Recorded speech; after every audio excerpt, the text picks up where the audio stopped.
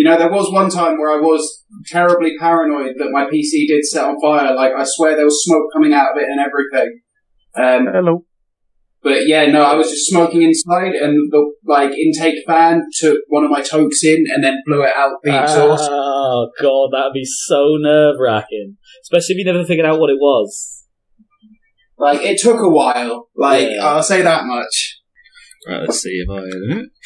Cool. Let's do some reminders from last session. Get Coatlmox inside. Coayah needs to deal with the city detonating. Actually, no, he doesn't, because he's working tonight, and it's going to be a busy one, apparently. So he is not here, which means he's Schlorped, and Tactical Squad, in fact, the Tactical Squad, functionally, are not Schlorped, but they're headed by Thumbs, who will be NPCing it for the day. Mackie is waiting for pickup. Kuzco is waiting for his berserkers to tire out. 2 comatose marines from Coatlmox's company, squad even, have potentially been captured. 2 live marines are currently probably wandering around, brackets high prio. And Coayah wants to go, quote, full 10th plague of Egypt, end quote, which again he won't be doing, as Thumbs will be taking his agenda and still making it work, but not being nearly as emphatic as Coayah would have been. Oh, Jesus Christ, sorry. Bless you. Thank you. So, to start with then, Nazeem. I believe you had a thing you wanted to do. Test. Can you guys hear me now? I have a thing I want to do. Yes, an urgent matter that required your attention, Nazeem. Brother, I am pinned here. He rasps. Voice inaudible, but lips just about... Oh, wait, no, in fact... No, he doesn't have any arms to make battle gestures. Yeah, you can see him, rasping against the armor-class view screen of the central strategium. Within the reminders? I was listening to the reminders. I'm sure I was listening. It was the first reminder. You said it, and Cread has just reminded you, get Coatlmox inside. If you'll recall, he exploded at the end of last session. Oh god, he's on a ship! Yes, got you! Oh, when he said inside, inside from where? Yes, he's literally on the fucking ship! Yes! Yep, he's attached to the outside of the strategium view screen like a butterfly to a car's windshield. I ordered the Firebird to go pick him up. Wouldn't it be better to get just some Space Marines with Maga boots to go out and scrape him off? It's be more fun. You actually don't have any Space Marines with that. Everyone's deployed. Oh, I'm up there. I can do it. No, you're about to be recovered. Yeah. Which actually also means you can't set it because the Firebird's been deployed for you, I believe. No, just a Stormbird. Just a Stormbird. No, regular Stormbird. No, that's fair. Actually, you are correct. It was a regular Stormbird. I don't think that feasibly a Firebird is going to be able to do that, young Nicholas, for the record. They're not really made for that. He's on a sheer surface with no limbs. I'm sure. Is there some sort of shuttle that we have that opens up at the back that someone can go pick him off or scrape him off? You can send hull servitors to go sort it. Go get some hulls. A lot of hull servitors. He's going to be heavy. No, he's like a head now. He's not going to be heavy. Yeah, he's half his weight. He's still going to be heavy. He's still going to be over half a ton. Yeah. I also want to make sure they don't actually drop him. So it would be slightly hilarious if they dropped him and he fell from low orbit back into the same crater. That's why I'm sending multiple servitors to go get him. It was at this point the campaign turned into fantasy. Oh. In what fantasy campaigns do you drop from low orbit? Not the servitors. The fact that Cread has just landed on the ship from an explosion that happened several miles below. I just find it quite funny. Yeah, he was blown skywards. It's blown literally sky high. Yeah, and if you'll recall, as a Space Marine, he has a fucking fusion pack generator in the back of his armor, which is now exploded. Keeps me safe. So he was a multi-stage rocket explosion. Live your best life. Be the multi-stage rocket you always knew you could be. I have Coayah's armor as well. Yeah, well, exactly. You already destroyed yours. You have lost 2 sets of armor. In fact, the only reason that they know that's you because you'd be flying Coayah's friend or foe tag right now. The only reason they know that's you is because they can see your fucking servo arm. Also, no one else would do that. Who else could it possibly be? I don't know, I would have wagered Mackie might do that, and in extremis, potentially Coayah. If something went wrong or someone else screwed him over. Sorry, Carl, you couldn't mute yourself because you were getting a lot of, like, cooking noises. Alright. Sorry.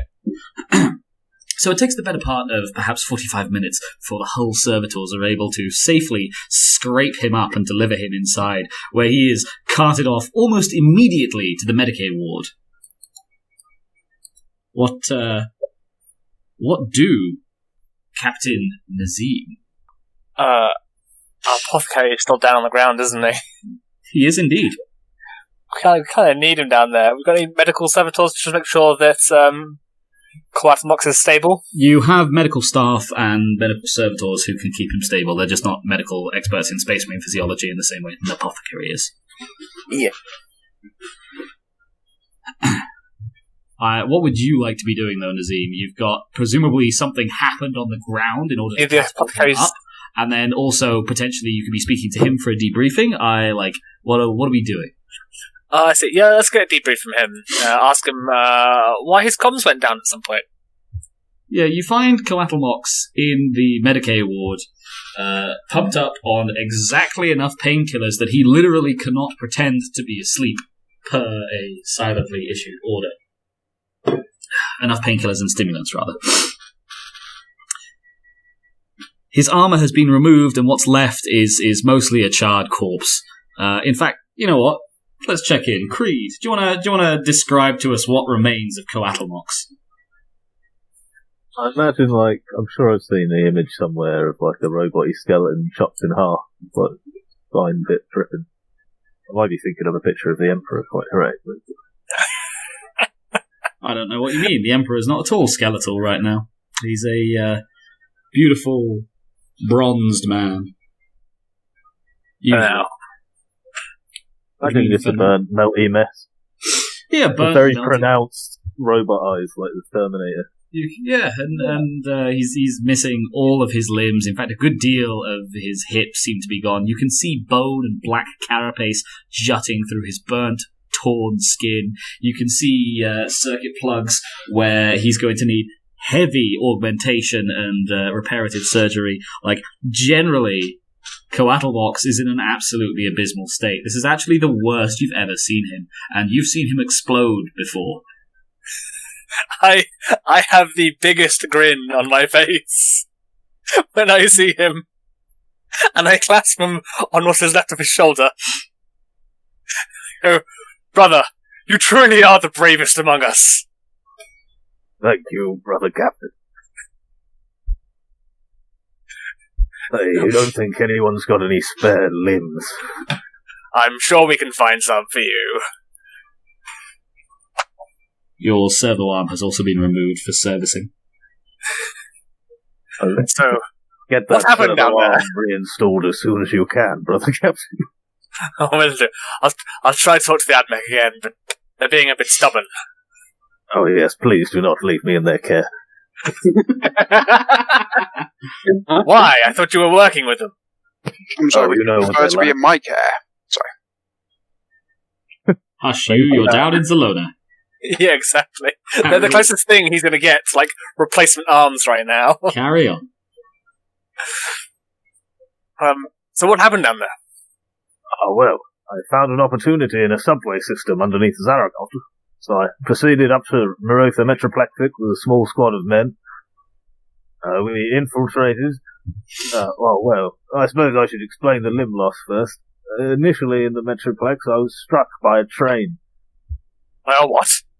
Some sort of vehicle that went across these rails in the metro.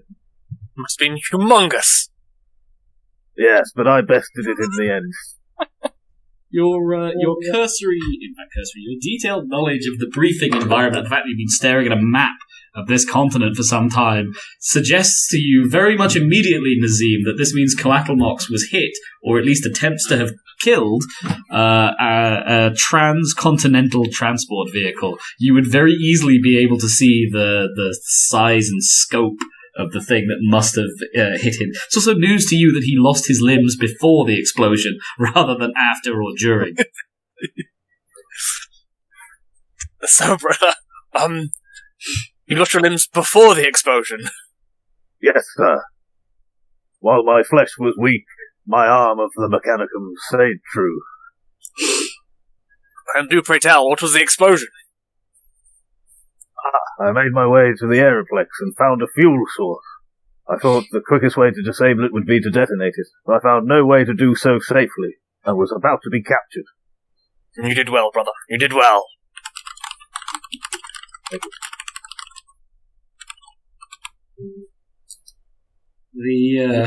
The key information in that briefing report for you there, Captain Nazeem, will be that this means presumably Marotha Metroplexic's Aeroplex has been knocked out of commission. The last hostile Aeroplex in the hands of the Marothans.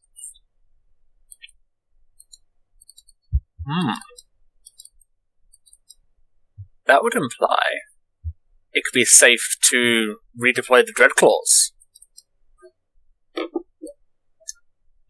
Yes, actually. Well, other than the storm, but they should be able to handle that. Yeah, let's have... are there any Marines left at Zaragoza? I don't think there are. There is, actually. There's a garrison. The garrison. Oh, we put on the garrison still there. The Dreadclaws are self-piloting. You can recall them. Yes. I'm just thinking of bringing anything back with them.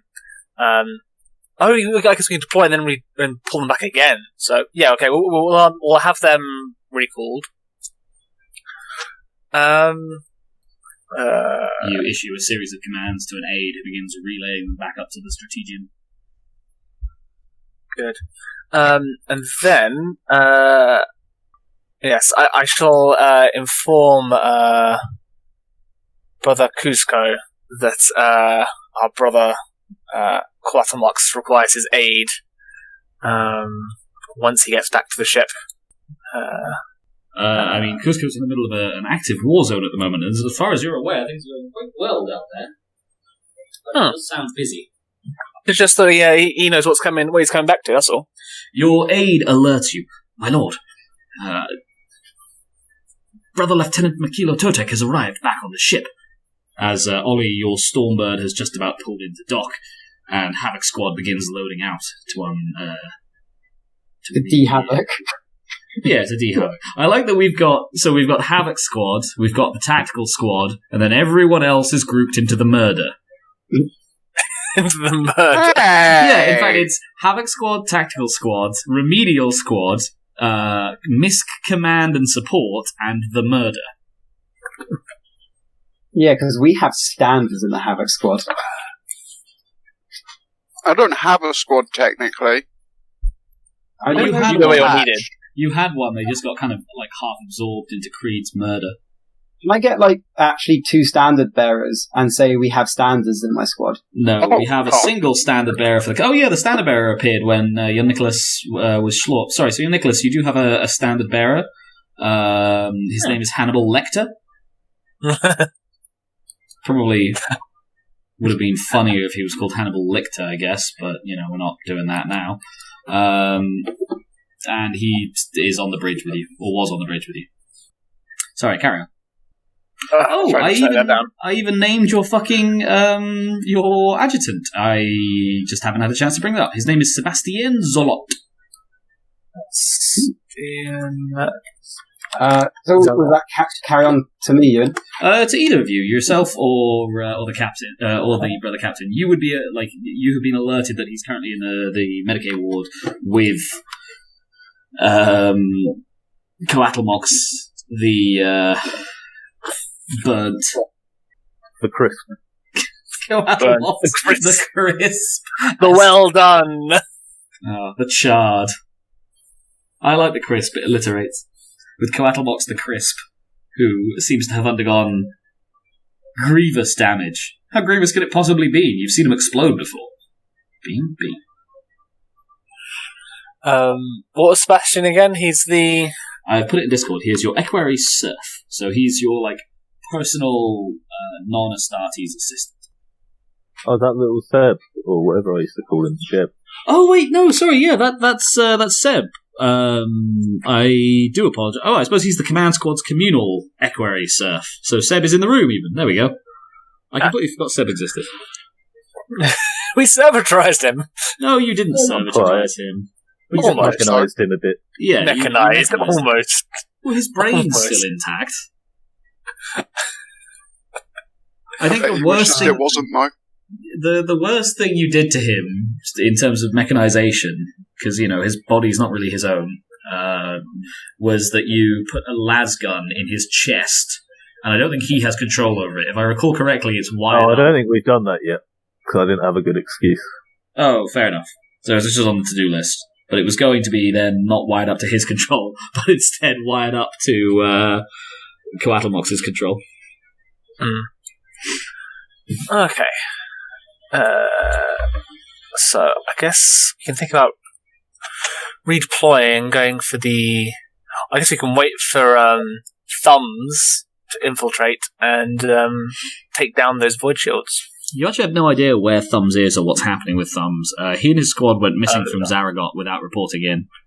Okay, they just disappeared, so we have to come up with a different plan. Technically speaking, it's unthinkable for you, but there's an argument to be made that says they've deserted. The garrison has their armour, and some of their armour was on Coatlmox when he was... In fact, Coatlmox was wearing Thumbs' armour when he was brought in, or what remained of it. But that's about all you know. And Coatlmox hasn't shared anything that he's aware of. Okay, cool. Well, we now control the skies. Port Vermont's going well. Then, is it Zelona is going well as well?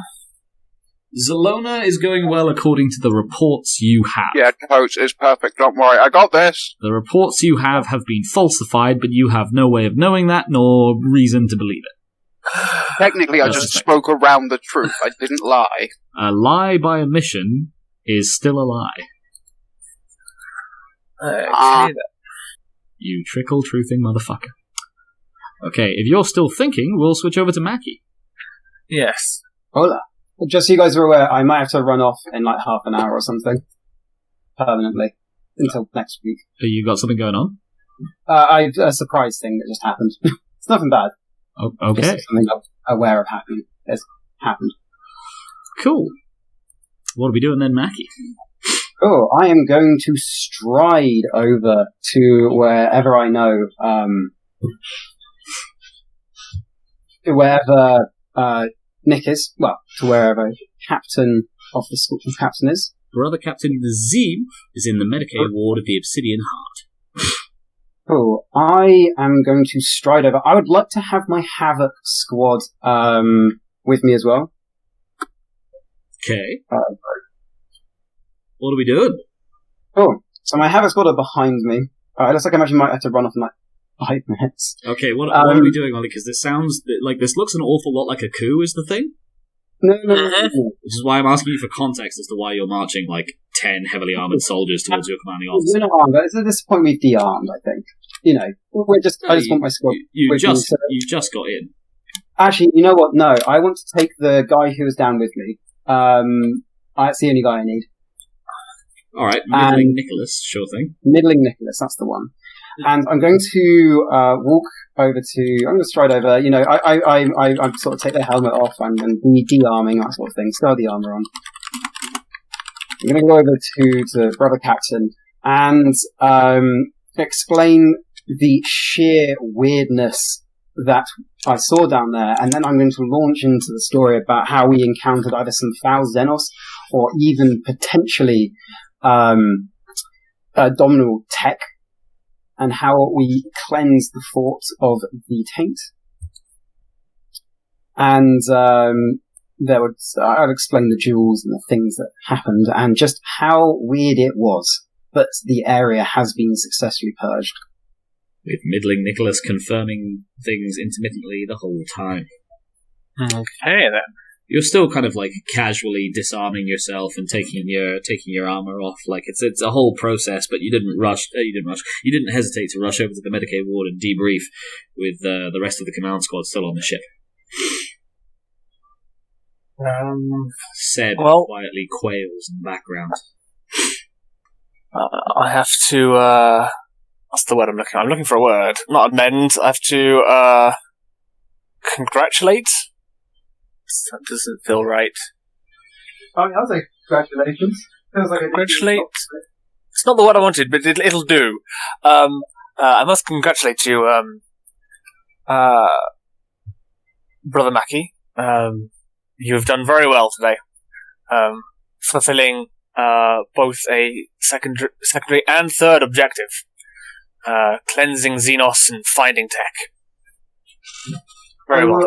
I'll go on to say that the tech, unfortunately, we were not able to recover any ourselves. I explain how a foul Xenos temptress, or tempter rather, attempted to get me to interface with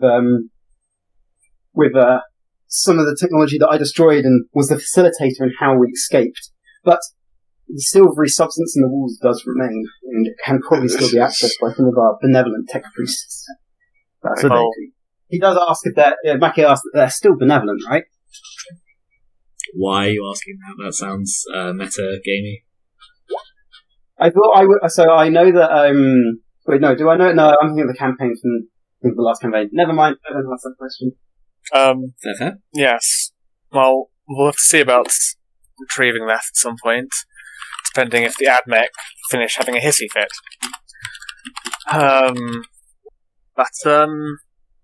Bill, well done. Congratulations. No worries, sir. We now need to regroup, and the rest of the conquest seems going well. We may need a different tact for getting into Merot, as our refugee flow is not high enough. That it's another thing. Long since abandoned at this point. Indeed it is. But we have brought the skies under our heel.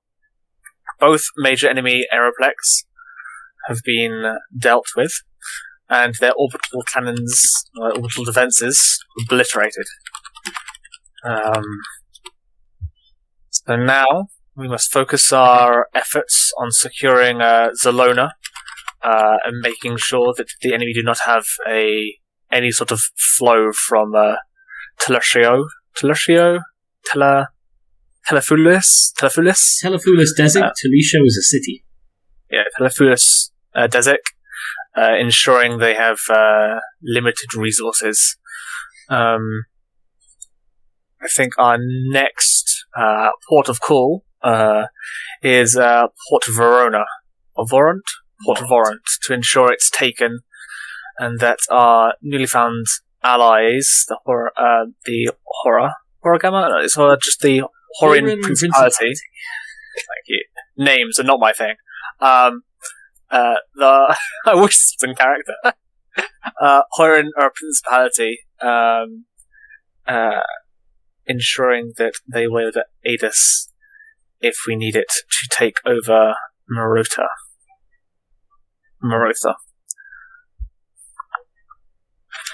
Okay. Yes. So, what's your action point here then, young Nicholas, and/or rest of the command squad who are currently sat there, other than Kuzco? Okay. I think we see. We ask command squad. Is it Epsilon? How it's going down there? I'm gonna go Epsilon. Yeah. You're the command squad.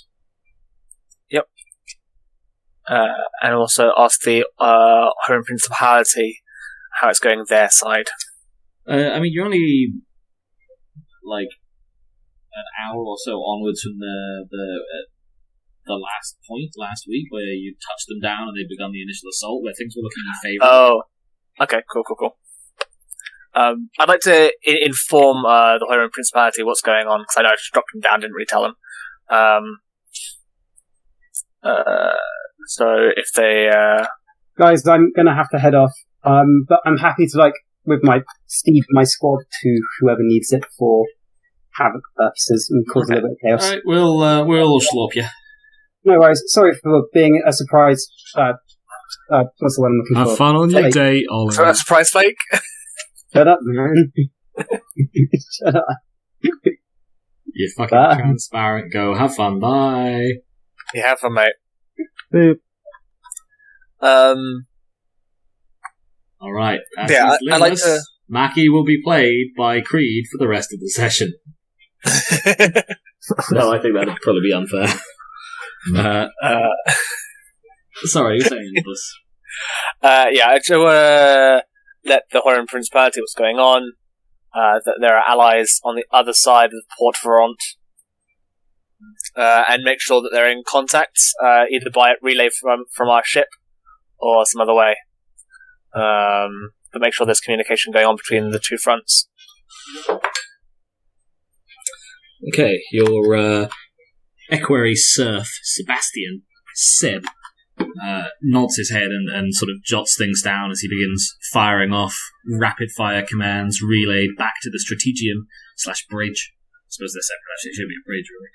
What do you want to do elsewhere, young Nicholas and or Cread? Fort St. Stanix. Has that been manned yet by the enemy? That's the one Ollie blew up. Oh god, yes, you're right, sorry. I forget that's... You probably should cross it out on the map, to be fair.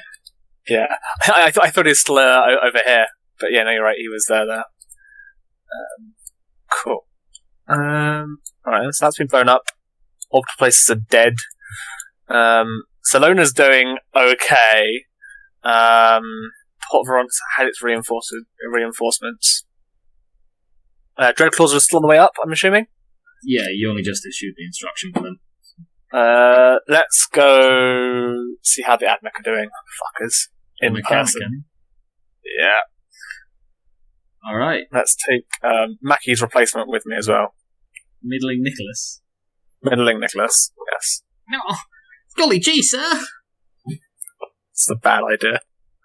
I, Middling Nicholas, will serve you well, brother captain. No, I'm not having it. I'm taking whoever slopped in for Mackie. I'm taking Mackie. Yeah, Middling Nicholas has been field promoted. Fuck! Okay. I guess he's coming. Oh, I'm so psyched, guys. Sir, brother, guys. Speak when spoken to, please. Yes, brother captain. Okay. Let's go knock on the fucking AdMech's door. Two of you leave Coatlmox unsupervised in the Medicaid ward. And I could get up to so much trouble. I leave the room, I then come back in, I go, don't blow up anything up, don't kill anyone, and don't go anywhere. Of course. I mean it. As the two of you... If you want nice servo stuff, like nice servo arms and stuff and legs, you will do this. As the two of you leave the room and head rapidly towards the Forge Shrine, Seb turns to his lord and master. Would you care for an apple juice, my lord? Put that on hold. Ewan. Yeah. Do we have a dedicated AdMech ship in our fleet you mentioned before, or is that in like the greater fleet? It's not like a dedicated AdMech ship, but it's got the bulk of their contingent on it. But it's the mass conveyor. I don't know if I named it. I'll have a look. But the mass conveyor has most of the AdMech stuff on it. Mechanicum, sorry. And did that have a higher level tech priest, or is the highest level one around our boy? The most senior one is Magos Adjutant Minabi Virith, who has put a general block on dealings with the Astartes for the short term. I won't do any scheming for now. We actually don't have a name for the mask. Probably should. Mask there? Oh, you are the worst namer. Second worst namer, after all. Oh, I've already had. shall call it the... Fuck, I got nothing. The big bird. Right, what's the Latin for bird? How speedy look. Can we name it after another Primarch ship, like we have with the Firebird? No, I know exactly what we need to call it. I had names ready for this. The Magna Avum, the big bird. No. Can we please have you open Cirrostratus? What? Cirrostratus. What is it? Let me paste it into chat so it's spelled right. No, let me, what is it? It's type of cloud. Cloud district. Type of cloud. Oh, Christ, it is a type of cloud, too. I like that. I know, right? Transparent high clouds which cover large areas of the sky. Sure, the cirrostratus it is. I guess the Magna I've got a few of these lined up. Actually shocked you did prep work, young Nicholas. I know. I did this prep work months ago. You know what? I'm unironically happy. I hear I was just going to make a dick joke. That's what got Ollie banned. Technically, I think it was ball jokes that got Ollie banned, but it was a ceaseless barrage of ball jokes in rapid succession. Cool. So the mass conveyor is now called the Cirrostratus, and Coatlmox, after some quiet attempts at scheming, apparently decides that no, he's gonna quieten up, enjoy his drugs, and drink an apple juice. Okay, we've done a fair bit of Nazeem stuff. Let's go check how Kuzco's doing. Kuzco, how's Zelona going? It's fine. There's nothing to worry about. Just let it happen. They'll tire themselves out, I swear. So you're just gonna wait for people to get tired and see how it goes. Ultimately, while practicing ballet. Your battle yoga. Yes, that is what we shall officially call it. Battle yoga. If you don't take points in contort, Carl, I'm going to be very upset. I'm sorry, if I don't do what? Take points in contort. Oh, if we can have that as battle yoga, then yeah, I will. Yeah, man.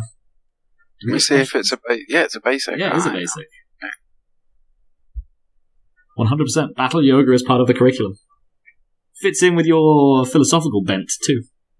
Healthy body, healthy mind, right? Exactly. And that's why the Apothecary always preaches that even if your limbs are still severed, you can always do some battle yoga to relax. It's just the equivalent of crunches at that point. You know what? I will take. I almost called it battle yoga then. I will take contortionist over fellowship, please, at a +20 Kuzco, to lead your remaining marines in a rousing battle yoga pose from your hidden place. 3 degrees of failure.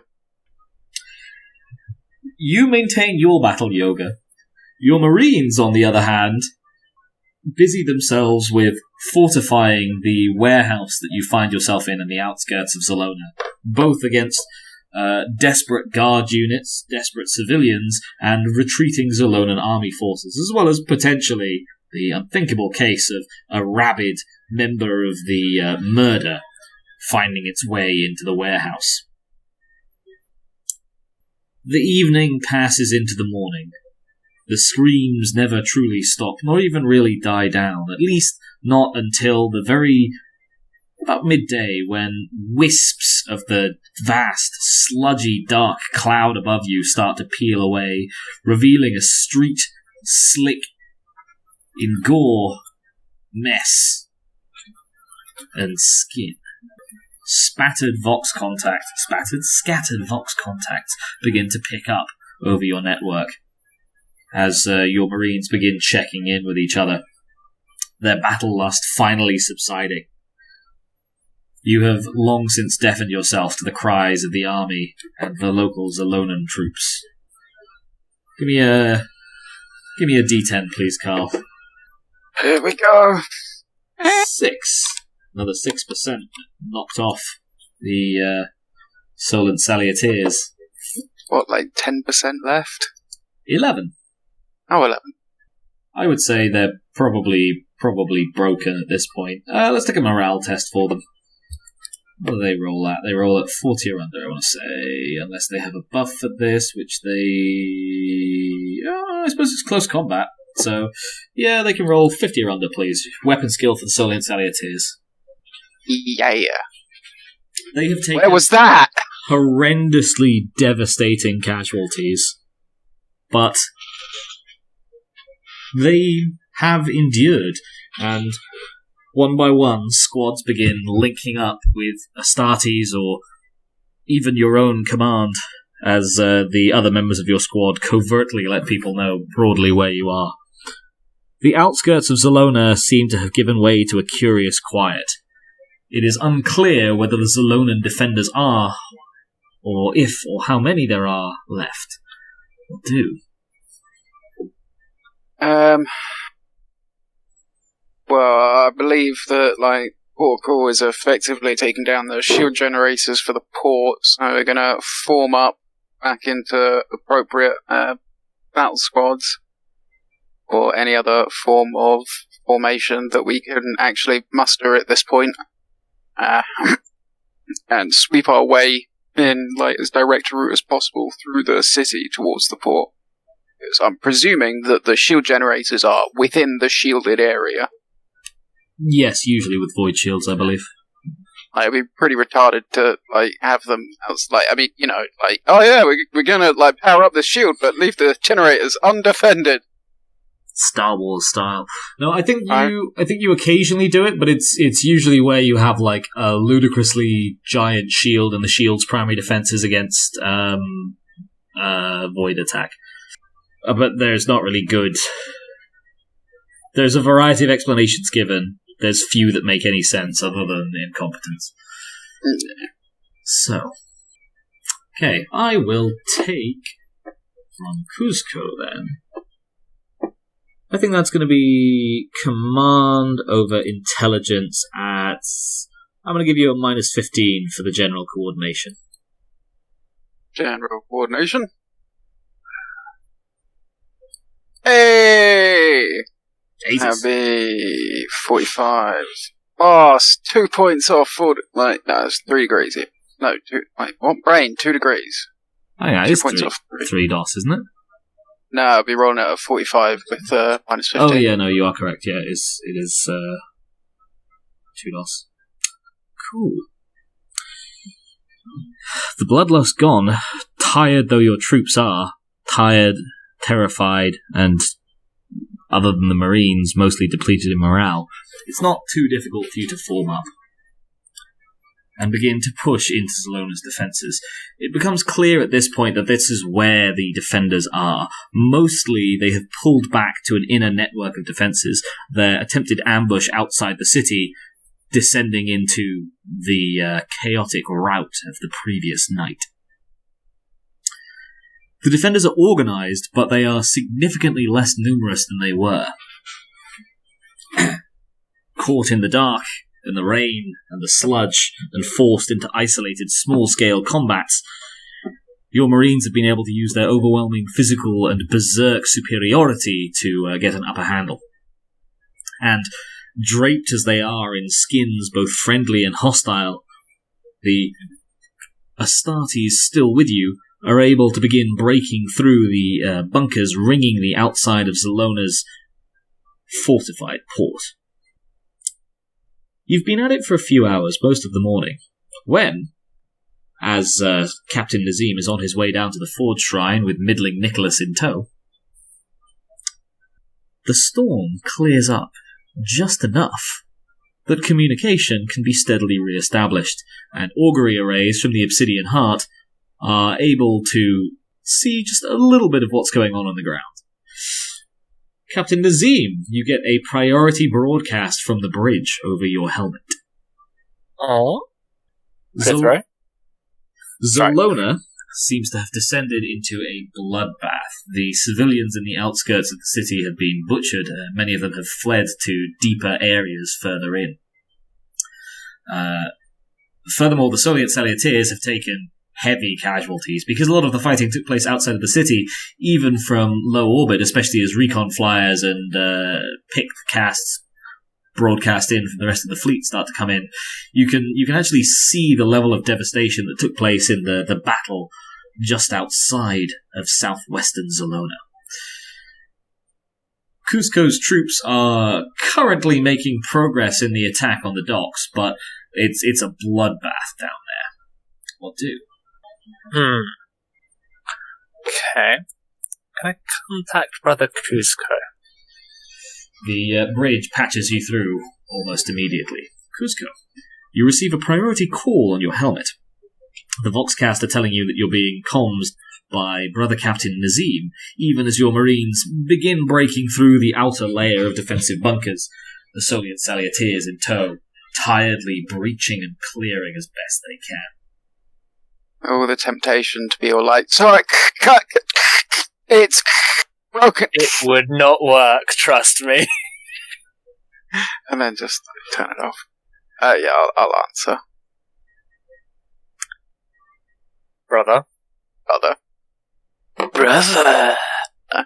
So, the storm's cleared up.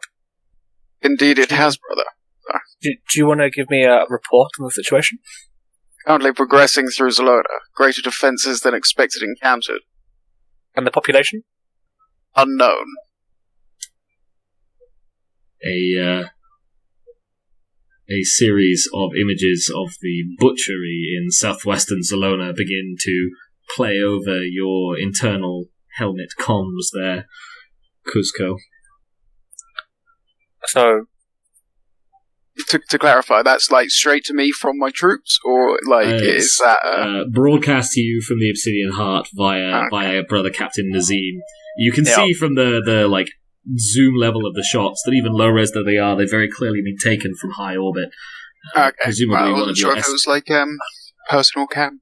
No, it's one of your one or two of your escorting light cruisers probably. Brother, I'm sure you're aware that we're meant to be trying to leave a portion of the population so that the economy can continue. And that Zelona is one of the high population areas on the planet.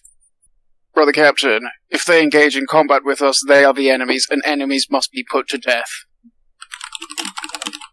Yes, I do agree. But there seems to be quite the bloodbath. You sure everything is under control? I really want to get sassy and just start being like, well, how does one define control? Can we ever really control anything? It's just an illusion at the end of the day. Do it, says a little voice at the back of your head. Yeah. In orbit. Yeah, I would like to roll philosophy over intelligence on the nature of control. Do you have philosophy? Oh, it's a scholastic law, so you do. Yes, sorry, my bad. Sure, philosophy over intelligence on the nature of control, +0. Yeah, I'm going to fake that. Get 100. Hey, 5 degrees. No, what the fuck am I talking about? It's only, I can't do math. Damn it. 3 degrees. Let's do a look. Kuzco begins waxing lyrical, Nazeem, on the nature of control and what it means to really be in command of troops and how predestination and destiny play into blah, blah, blah, blah, blah, blah, blah. You find yourself zoning out. If you'd like to focus, I will allow a willpower check. I'll wait till he's just finished rambling. What was your DOS, Carl? 3 degrees. 3 degrees. He can go for quite a while, and you've known him long enough to know that this rant could go for some hours if you allow him. Feedback on speaker sort of thing you can do. Can I just send that through his helmet to just quiet him? Yeah, you can have the bridge blast some static into the Vox. What do?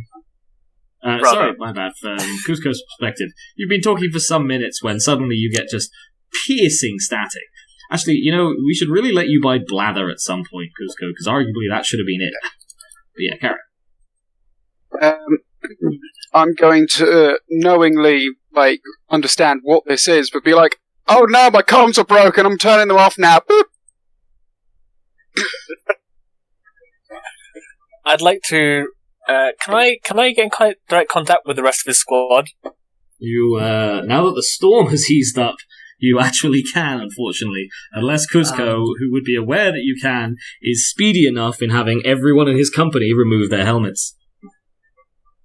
I'd like to directly contact them immediately. Well, let's double check in and see what Kuzco's doing. Kuzco?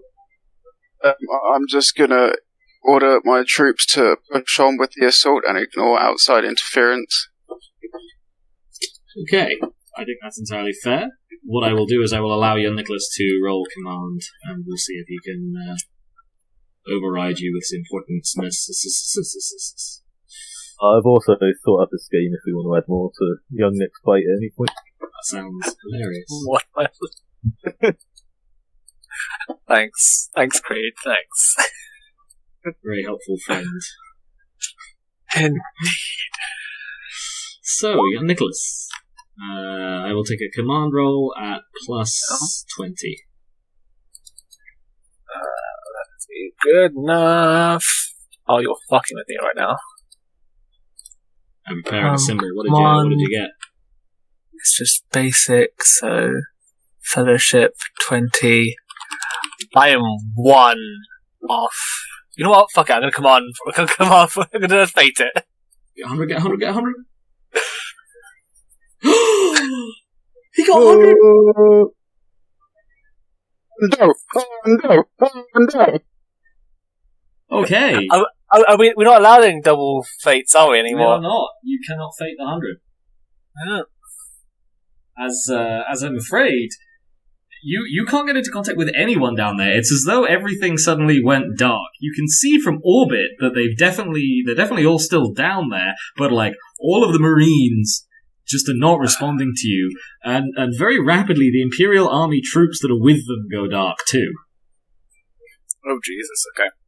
As meanwhile, on the ground, just to give a little bit of perspective, Kuzco, your enraptured troops, covered in skins and filled with happy, sating bloodlust, are only too overjoyed to go along with your orders to ignore what's said to them by anyone other than the one commander who lets them do whatever the fuck they want.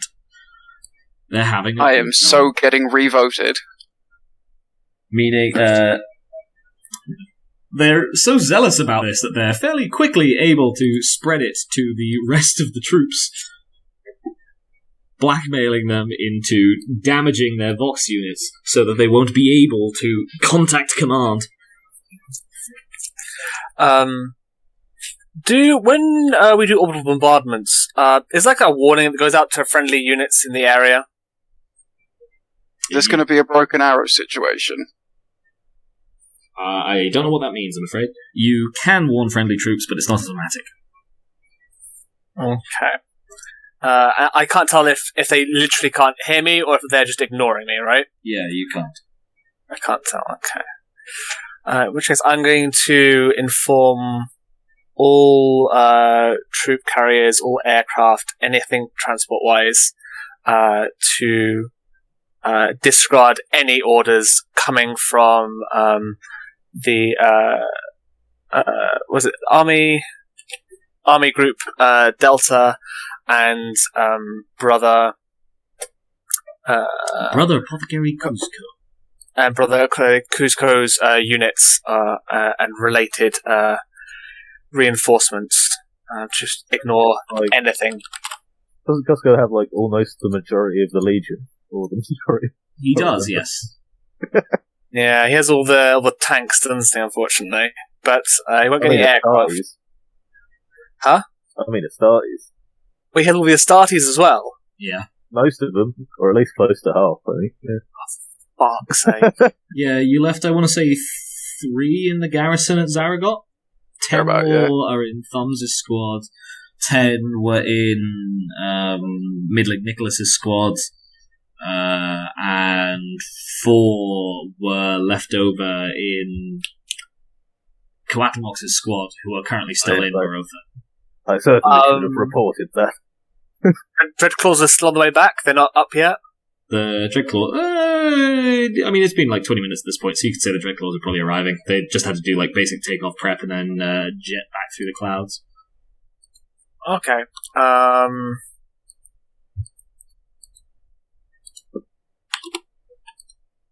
Storm's cleared up. Can I get a weather report? Isn't it like another storm's going to roll in at any point? The storm hasn't cleared up. It's because it's basically a mega storm, but it's died down in places enough that you can you've got reasonably steady comms with people who you want to have steady comms with, and you can conduct some atmospheric operations.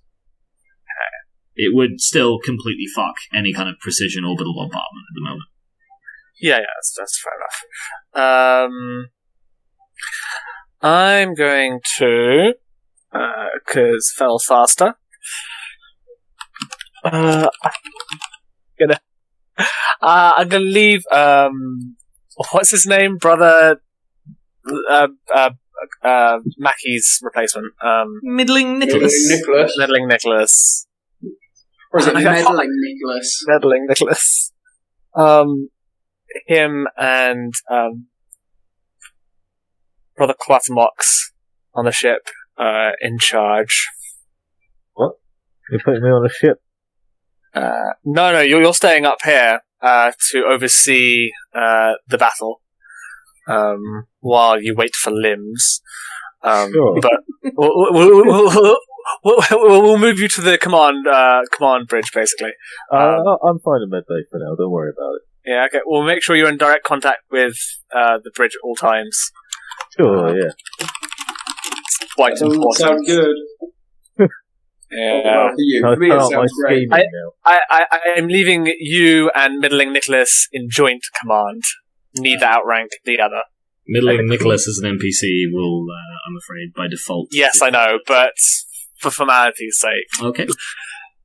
I mean, I suppose technically speaking, Middling Nicholas as a brother lieutenant with his Schlorp promotion would not outrank, but outrank for most purposes the Techmarine. But we're not necessarily going with that. So Cool. I'm boarding a Dreadclaw and deploying down to Zalona. okay. Screw the Mechanicum. There's more important things like rebellious Marines to take care of. Then the rebellious tech support group. Yeah, one rebellion at a time. Okay. Whilst you're doing that, let's check in and see what Coatlmox's scheme is. Right, I want to send old Jebseb with a message to Top Mechanicum Man. That message being, I can trade him valuable and interesting information if he can provide me with combat-ready aesthetics. What's the word? Prosthetics. Yeah. As a priority.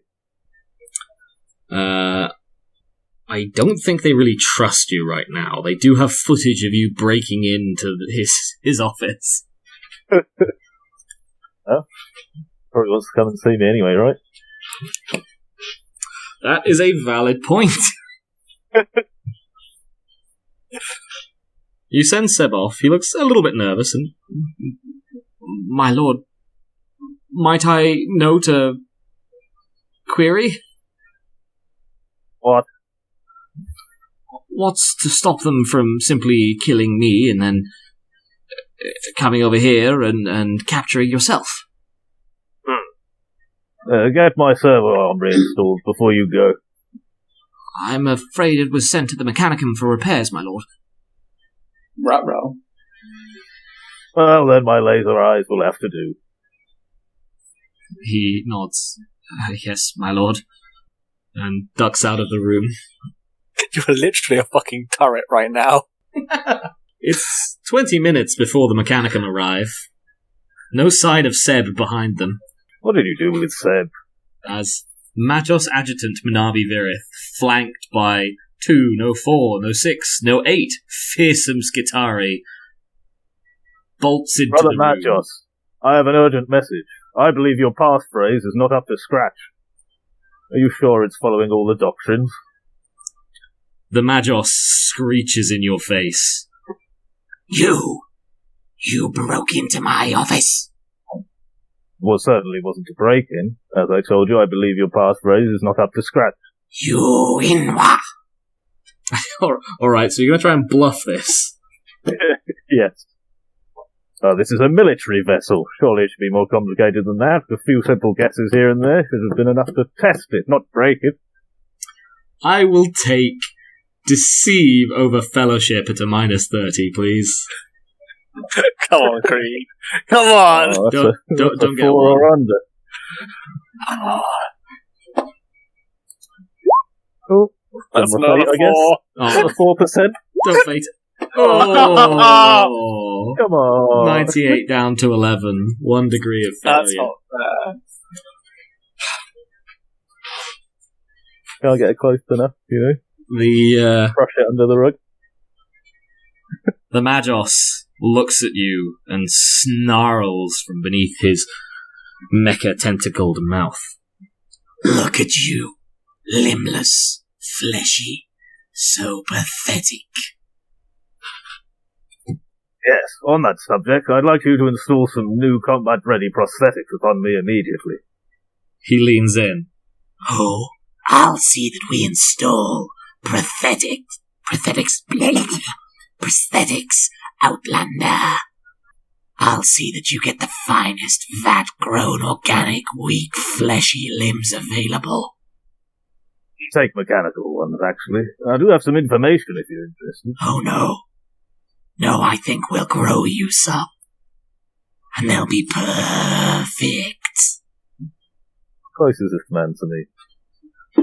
He's standing at the edge, at the bottom foot end of your hospital bed. Sounds less close than you described a moment ago. So. He's kind of leaning threateningly over your bed. Which is, I guess, Astarte's length. So it's a tall bed, but it's not that tall. What are you wanting to do? He's within laser eye distance, yes. I do want to kill this man, but I did bring a lot of Scutari with him. 8 inside the room, yes. And you grill 8 crystals. How many fate do you have left to burn? 1. Only one. I'm going to go look up the rules. Whilst you make your decisions, I'm going to go look up the rules for Dreadnought Interment. I feel like we might need them.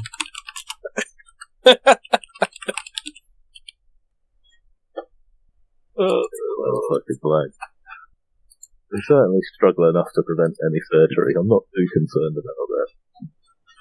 I can't take so shitty if I own it.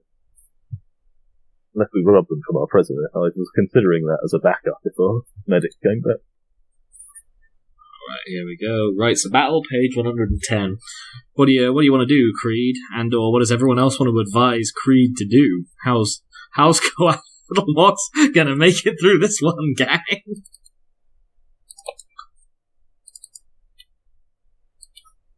Silence. No one wants to be responsible. I have no idea how he's going to get through this. I just, don't want to have any hand in this. I don't know what's going on.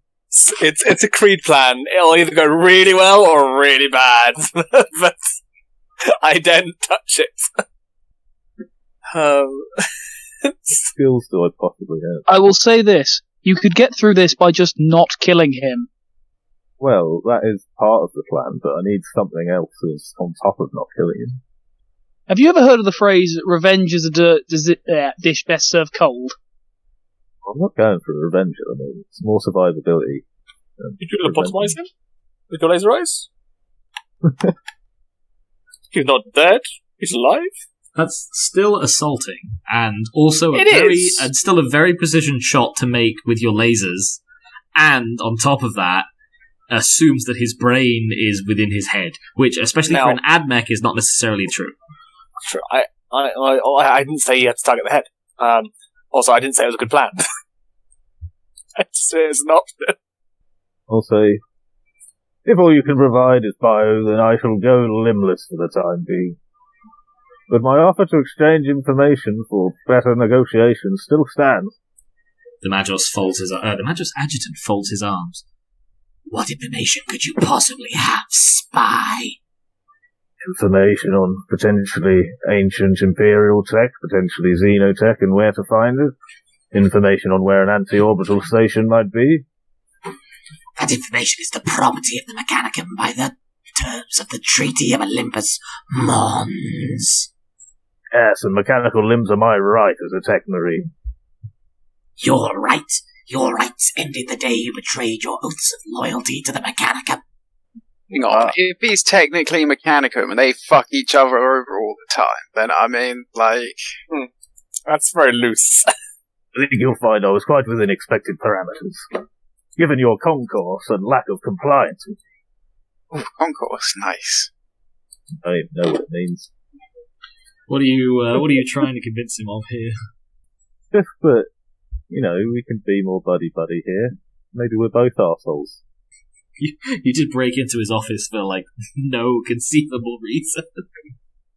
Well, I didn't do anything, And I didn't break anything either, just put a passphrase in. Yeah, that's kind of almost worse, though, because he doesn't know that you didn't do anything. It doesn't look like you did anything. He can't find anything done, but it makes no sense that you'd break into his office for no conceivable reason. So he's presumably convinced that you've done something horrendous, and he can't figure out what the fuck it was.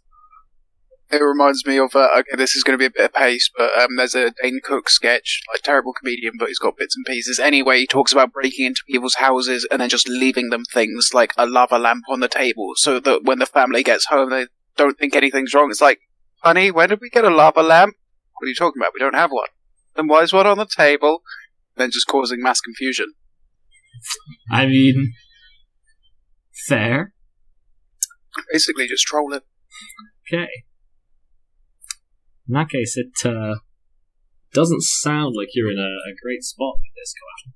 I guess I will allow you charm over... I suppose he's an admech, so you can do it over intelligence at a -20. Right. Oh. Holy fuck. One DOS, right? Yeah. Let's be friends. We're both assholes, come on. The Magus Adjutant folds his arms and leans back. I have not been able to determine exactly what it was you did in my office. Tell me now, Noir. Well, to be honest, I was contemplating trying to assassinate you, given your lack of compliance, but I thought better of it after guessing the passphrase. I would be lying if I said I had never broken into your office, contemplating whether or not to assassinate you. I figure it's a common thought among the higher-ranked Mechanicum. He strokes where his chin would be. We shall declare a truce, and I will provide you with support. But I want you out of my forge shrine. Deal. I'll make my own with blackjack and Then we have an accord. Skitari!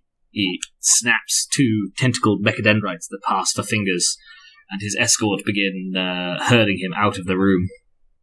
I don't think he believed you when you said you had ancient location information to trade.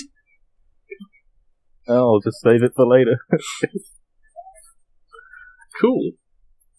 Meanwhilst, down in Zelona, Kuzco, your forces have punched through the outermost layer of bunkers around Zelona's void-shielded port. You're preparing for an assault on the much more heavily guarded inner layer when you hear a screaming from up above.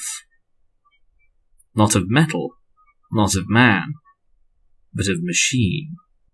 Powerful jet engines as you see something scything out of the sky far faster than almost any AI could hope to keep up with.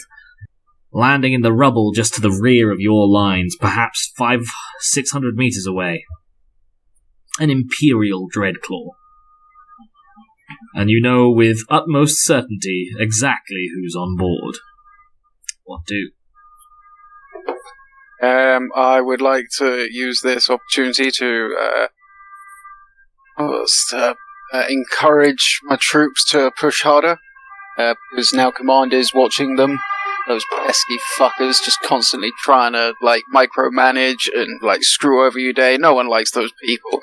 So the better we do here, the less they'll screw with us.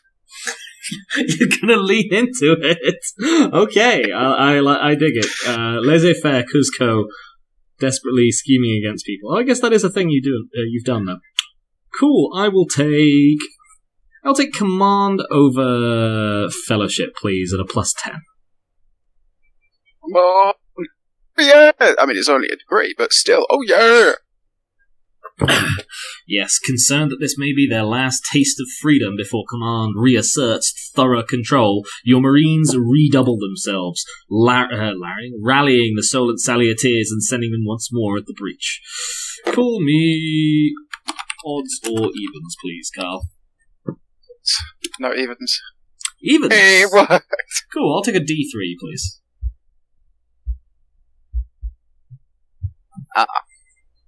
Another 3% casualties for the Sallieters as they throw themselves at the Void Shields, Marines leading them, draped in rapidly drying skin.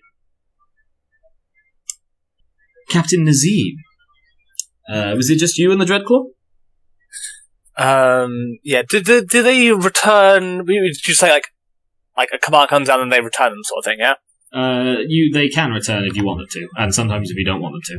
Oh, sorry, I suppose it's not just you and the Dreadclaw, because you left the other two in command, which means your standard bearer is with you, so you've got Hannibal Lecter alongside. Hannibal Lecter, cool, nice.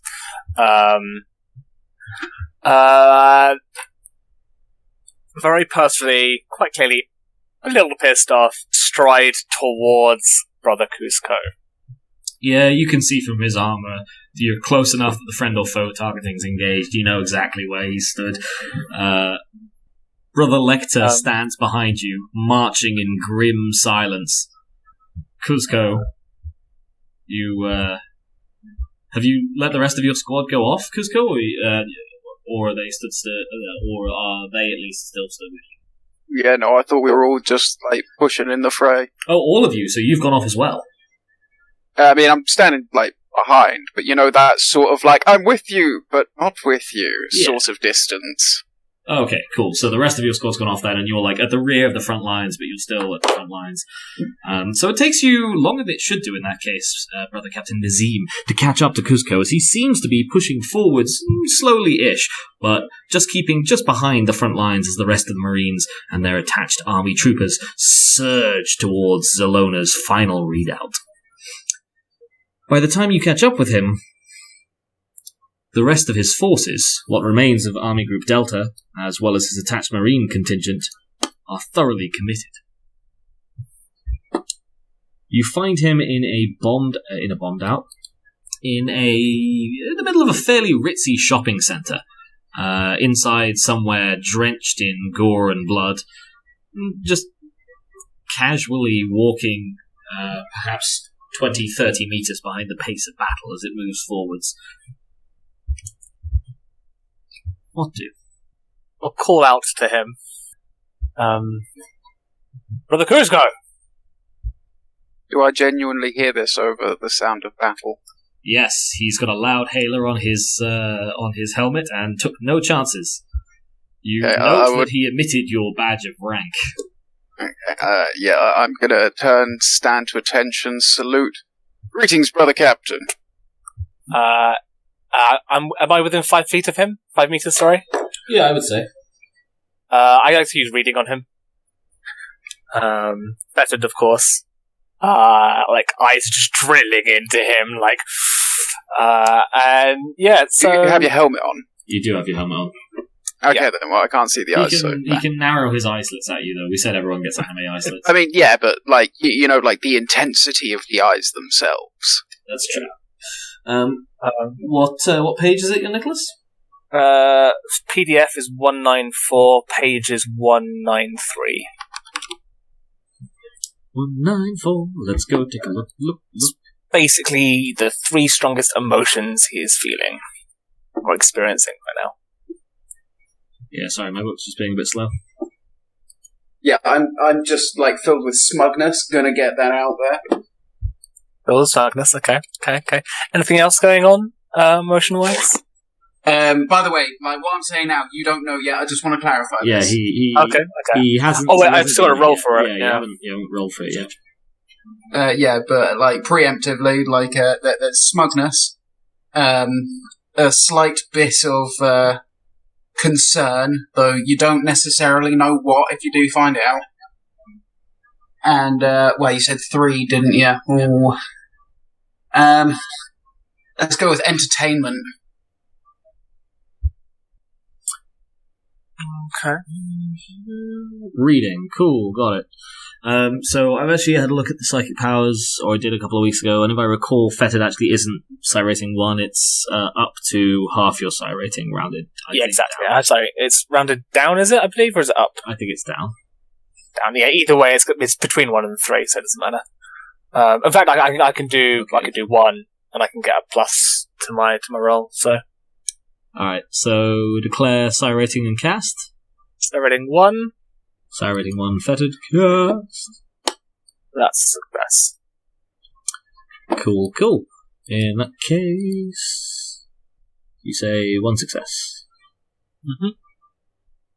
Okay, the Psyker gains superficial impressions about the target person, including the 3 strongest emotions that they're currently experiencing. Race, psychic powers, race, he's human. Psychic powers, he doesn't have any. Rough idea of his state of mental and physical well-being. He's doing pretty well, weirdly uplifted, actually, and is not an untouchable. And the 3 strongest emotions he's experiencing are, what did you say, Carl? In order they were smugness. Or if we go in order of intensity, it would be smugness, entertainment, and then concern. I lost a lot of guys, and I do feel bad about it. Indeed.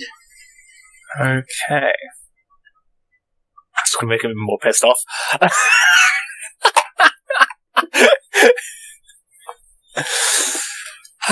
Okay. Let's hear it, Nicholas. What's Nazeem feeling as he finds himself understanding instinctually exactly how Kuzco feels? Oh, he is rightly pissed off. And what the fuck am I going to do though?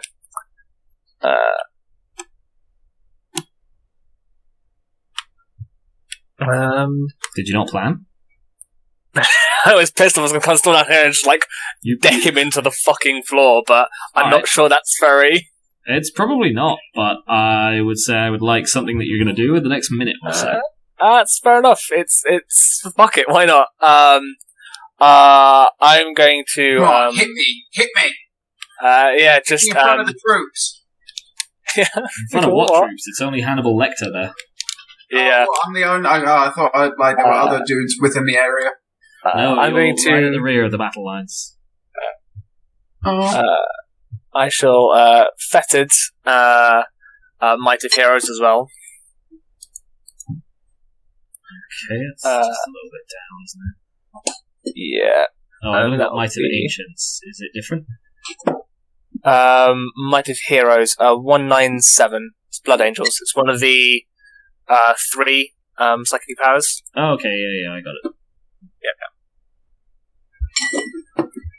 I'll start rating to that. Okay. So declare psi rating, I guess psi level with this system and cast. Yeah, psi rating 2. And are you fettered or not? It will be fettered, yes. That'll be, that's a success. Plus 10 and plus 10. Yeah, cool. Cool. And then I'm just going to smash him in the fucking face. Okay, so that gives you plus 10 to your strength. I will take a... Are you opposing this, Kuzco? I mean, we still have higher ups, right? How do you mean? Well, I mean, in my eyes, this is assaulting the field commander without any prior conditions or reasoning. Yeah, and you do have a body cam, and I guess a witness in the form of Hannibal Lecter. So, yeah, let it fly. Okay, I will take a weapon skill test at plus 20 from Nazeem in that case. Rolling it. 91 or under, then. Is 90 cap or is 95 cap? 90 is cap. It's rolling at cap. 3 degrees of success. Cool. Roll me your damage. I believe you do 1d5 plus strength, unless Space Marines have talents that make that 1d5 and something else. Let's have a look. It might be on your sheet, actually.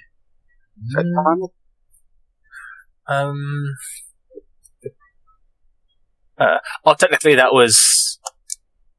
oh no, it's not strength base, that's fine. I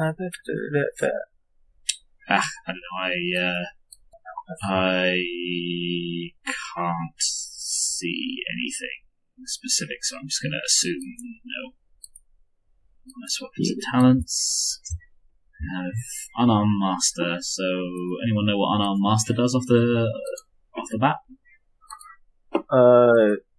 Yeah, well, doesn't count as improvised or something? Counts as a normal weapon and something else? I haven't looked at the rules. I found it, okay. The character's unarmed attacks do 1d10 minus 3 plus strength bonus instead of 1d5 minus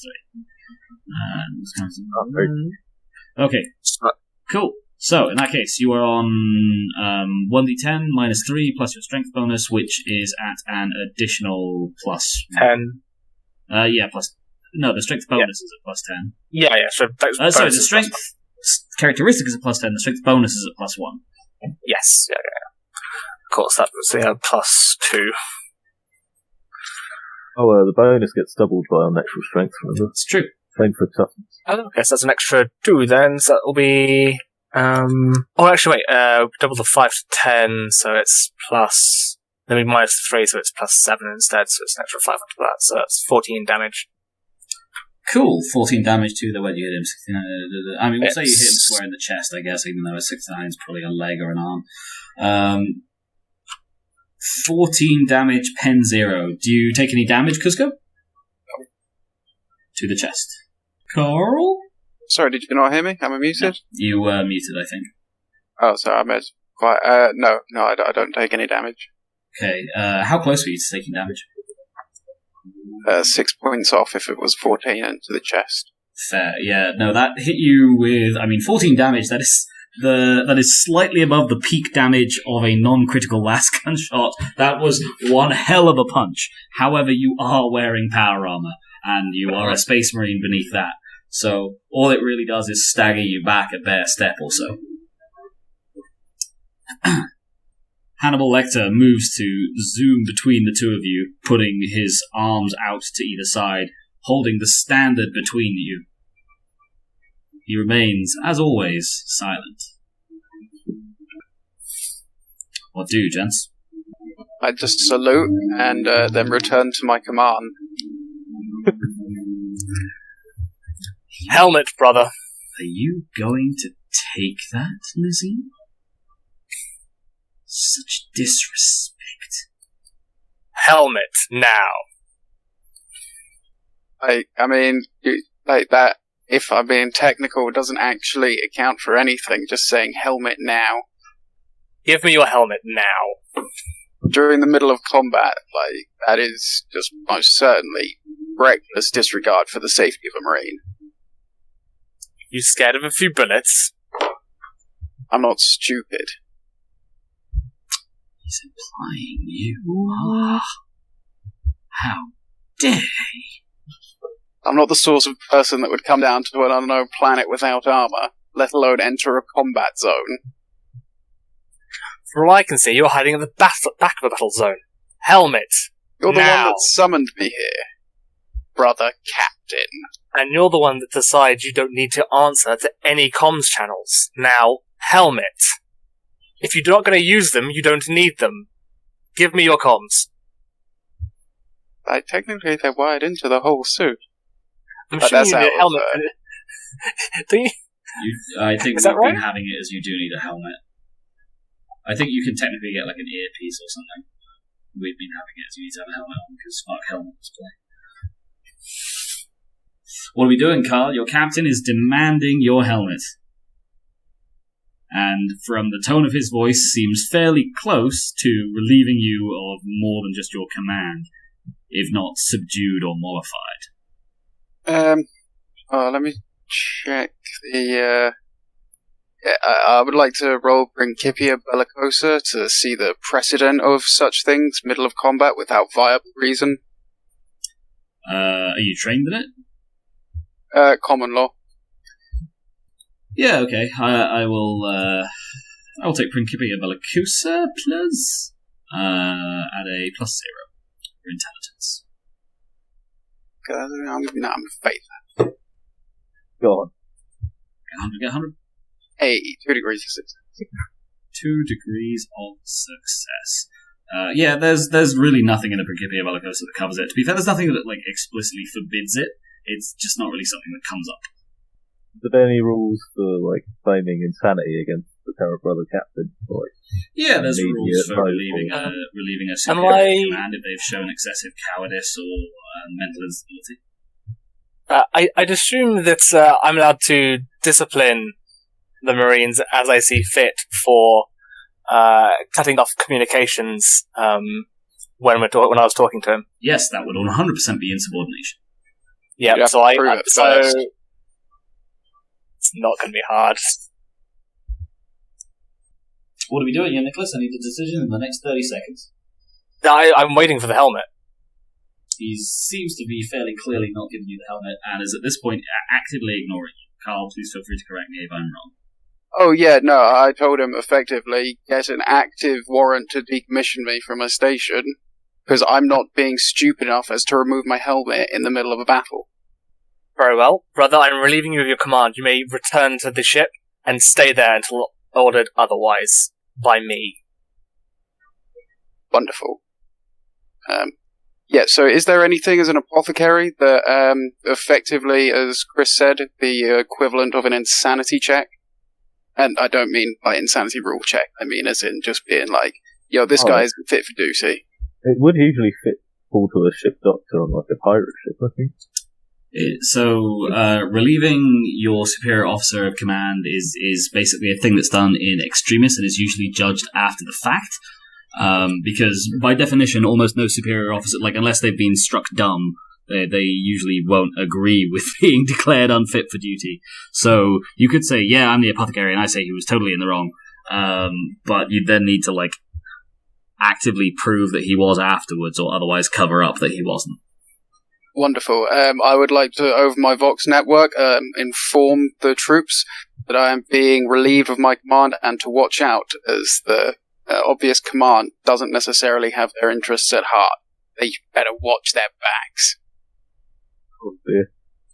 And with that, Kuzco goes trudging back to the Dreadclaw. Take off without the captain. No, I'm staying. Tempted.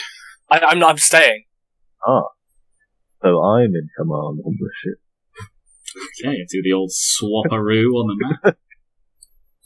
But yes, you are still in command on the ship, Coatlmox. There's nothing much to do. In fact, I'll give the Admech a freebie. I'll be like, hey, maybe listen to a couple orders from the brother captain now and then. I'll give them details on Fort St. Stannis. Let them know we have their superiority at the moment. Are you suggesting you want to try and commit the Titans? No, I'm just saying, maybe listen to some of brother captain's orders a bit more. Here's where some shiny spook mail might be.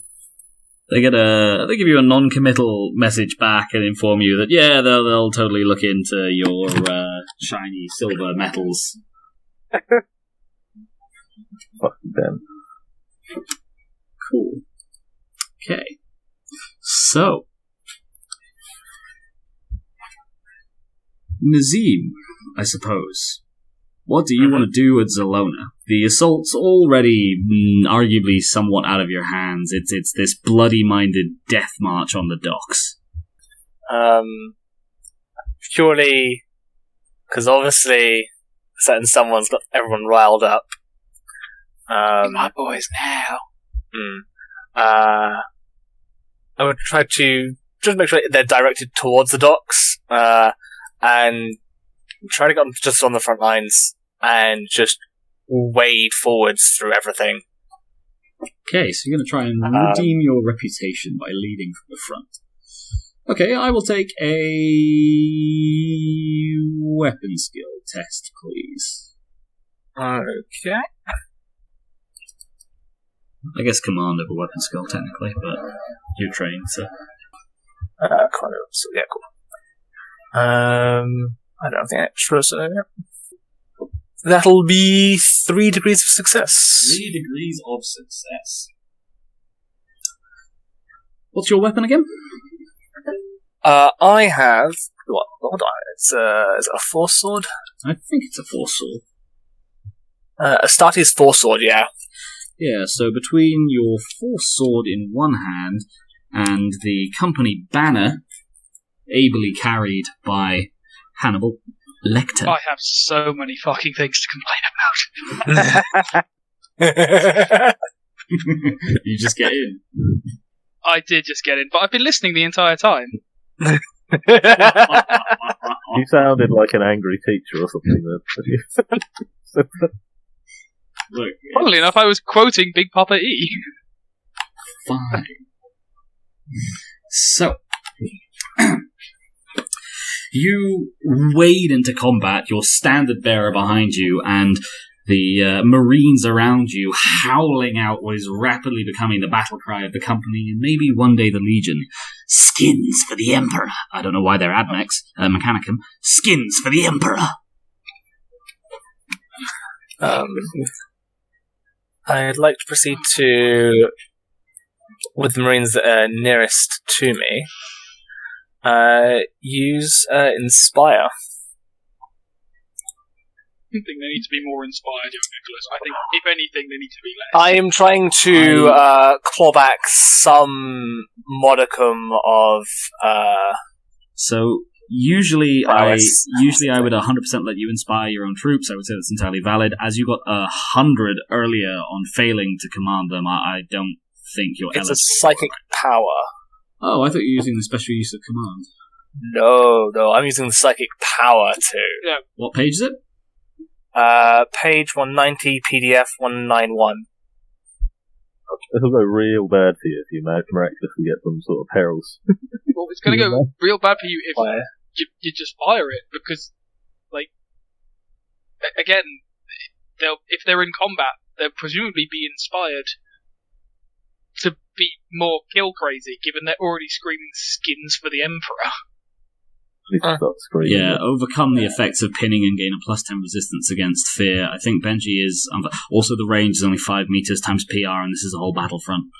Yeah, no, it's fine. So it's like they feel inspired when they're near to me. If they leave that range, they don't feel as much. But as soon as they get close to me, they're like, You're going to have at best 1 or 2 in that range to begin with. And, that's fine. And the ones who you're going to have are already going to be... depending on what you cast at as well. What's your maximum psi rating? 3. 3. So before pushing, you only have a range of 15 meters. You'll get like 1. And that 1 is not going to notice it because he's already pretty inspired. Okay. Forget that then. We'll just go with whatever then. Just continue on, whatever. No, I would say you've already done a reasonable job of trying to claw things back. I don't think the psychic power it's gilding the lily, really, because you're already leading from the front. You're already, like, showing that you're there with them, and you didn't just, like, chill out at the back. Even though Carl did be the cool but slightly shitty substitute teacher and just let the kids do whatever they wanted, which was skin people. In my defence, though, I did try and stop them, and then they didn't listen, so I gave up. I choose not to change a single fucking word of what I said. No, my point is like, at least at one point I tried. That's true. You did try. At one point, 2 weeks ago. So, the final attack on Zelona is an absolute bloodbath. You take perhaps 3 or 4 Marine casualties, not necessarily fatalities, but certainly casualties, as the entrenched defences and thoroughly resistant locals make for a fairly fearsome opponent. But the Solienters Sallieters are down to 8% operational strength. And let's see for the final time how that does for them, young Nicholas. I will take a D8. 7. That final push on the port robs them, takes them down to a single percentage point of operational capacity. But bunker by sodding bunker, with Marines both in tow and leading the charge, and yourself and your standard bearer there, they force their way through. The Zalonan fleet is able to sail out into the bay, but the Zalonan port is captured, shield generator intact. What do? How many ships got out of bay? Basically everything that they could staff, so all but like a few of the smaller ones. Okay, so they still have quite a force in the bay then. It's a fairly large fleet. They might start shelling you, but they're also somewhat... I suppose they might also re-land at some point, or like sail somewhere else. You shoot them with an escort. Something. That's what I was thinking. Air support and how good are bolters underwater? Very, very bad. They're gyrojet rockets. Okay, fair enough. They're legit fucking terrible underwater. Fair enough. I think you could... I mean, they're not realistic gyrojet rockets. I don't... They're not realistic gyrojet rockets, but they still have the initial point where they have to leave the barrel, and then they're bolt shells. They're not bullets. I think a more salient point is that the bite is quite deep, and they're ships of war, so you won't be able to catch them on foot. Yeah, fair enough. Yeah, okay, let's just call in some... what do the AA guns on these boats look like? Like a problem for us, or not? Yes, a number of them are capital ships, quite a number in fact. It's the... Sorry, the cat's got the zoomies. The cat's got the mega zoomies. A number of them are capital ships, which means that, yeah, I don't know if your aircraft are going to have a particularly good time with them. You might actually lose some if you start sending them up against these things. You're dealing with pretty heavy anti-air. We have no boats, so let's go back into, say, a defensive position. Keep the void shields intact. I'd like the Obsidian Heart to make an appearance. For threat level, don't shoot anything, but I'd like it to be over our position, visible. It's currently drifting over Marotha, for the record. You can have it moved to the skies over the bite instead, but...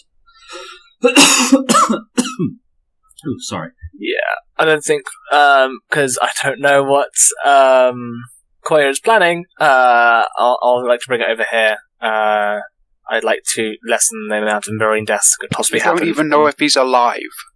No, I don't. So, I'd like to bring the Obsidian Heart over here. Okay, that's fair. And keep the threat so that they think, well, if we attack, they might just blow us out of the water, or worse. Even though you feasibly probably won't do that because the tidal wave would hit Zalona almost immediately. And that really feels like a good place to move over and see how Coayah's doing. Coayah, you had 2 reminders, I believe, from last session. I scooch on down to remind yourself. You had Coayah needs to deal with the city detonating, and also Coayah wants to go full, and I quote, full 10th plague of Egypt. Benji? Am I audible to everyone else? Yeah. Huh. I can hear you. Okay, he might have nipped over to grab some food or something. What's everyone up to on the Obsidian Heart in that case? We've got fucking Coatlmox and Kuzco. Unsupervised. Oh, in fact, actually, yeah, Kuzco is, as you arrive back on the Obsidian Heart, you're made aware of a priority patient in going in for, currently in the Medicaid ward, for emergency treatment. Corral? I mean, I guess I'll go check up, but I have high confidence in the Medicaid staff present anyway. It's fair. Inside, you find two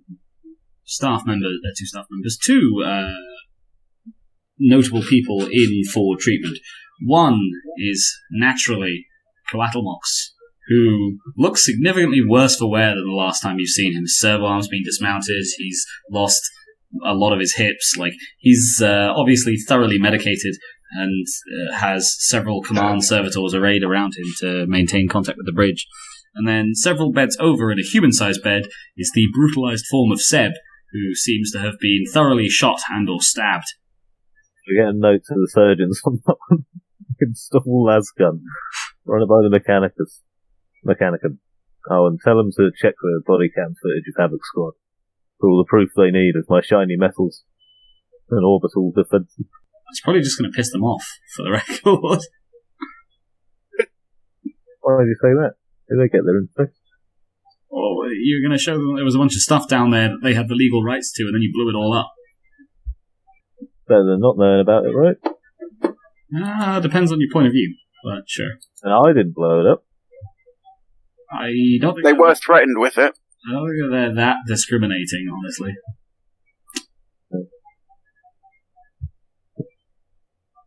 Benji, you back? Yes, I'm still here. Cool. Sorry, well, we did a spiel with you earlier, but it seemed like you were busy. Sorry, I want to get a drink. That's fair.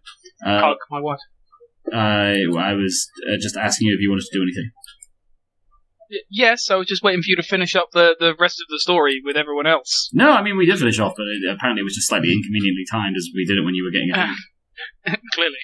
That's why we went off and did, farty stuff off in the Medicaid ward for a bit. Okay. Right. Okay.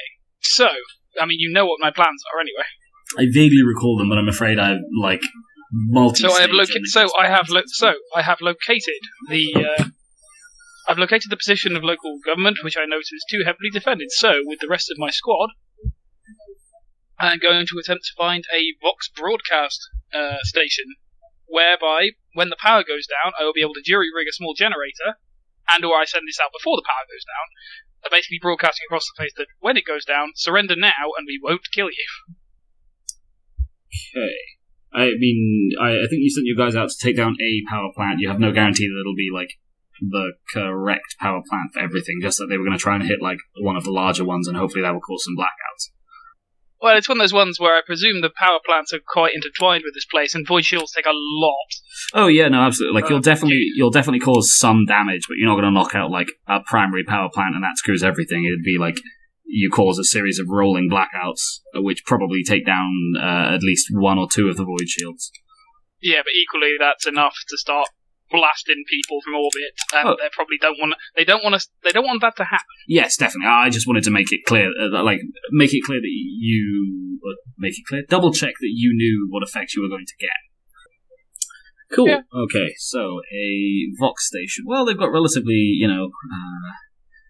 easily identified from their masts profiles, and you ate enough brains between you and your squad that you may well have come across something. For stealthing your way over there, I will take silent move over Adge at a +10. Could I use perception? Sure, you can pick your way more carefully. That is a pass of 2 degrees. You're probably wearing some very ill-fitting military disguises by this point as well. Hello, fellow human. How do you do? It is I, Tall Man, from town. The name's Charlie Brown, and I'm from Outer Town. Wah, wah, wah. Okay, as Charlie Brown's squad picks its way towards a major local Vox station. Did we end off with you hearing the explosion? Yeah, I think I heard it. Yeah, so you will have heard that the aeroplex has gone up, so you can assume that almost certainly a full frontal assault will begin on Marotha fairly rapidly. There's fairly little chance that it would just be left off to go do other things. Mm-hmm. The Vox Station is perhaps the most lightly defended place you've ever found. There is a single security guard outside, casually twirling what looks like a stun baton of some kind. He gives you a casual salute as he sees you walk up. I was gonna say as well, because I stealthed over there, I have a picture sort of depicting what I want to do with it. Hang on. Okay, yeah. We can rewind a little bit. Give me what you fancy. Where is it? This picture? We've got 27 minutes to search left. Okay, yeah, no, I've got it. Alright, that's terrifying. Yeah, basically that. He's just like, I'm loving life. Looming behind it. Old Rick, the security guard, is a local favourite. He plays with kids as they come by. He's a popular first and indeed last stop on the tour guide for the Freedom Voice Vox Station. He's generally a little bit old, it's only a couple of weeks till retirement, and overall he thinks he's had a good life. He's looking forward to his son's 21st birthday next week. And his anniversary the week after that. They picked up a new puppy last month, and if it wasn't for this damned invasion, really everything had been going so perfectly. He'd been hoping for him. I'm just gonna grab hands round and just snap.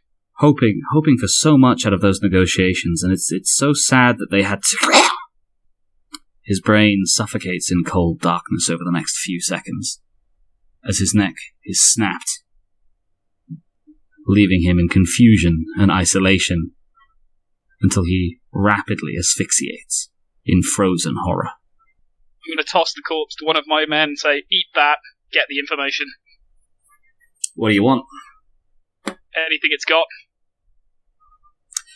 Well, he was a popular stop for the tour guide, had occasionally given it himself, and your squad member comes out with a reasonable layout of the building.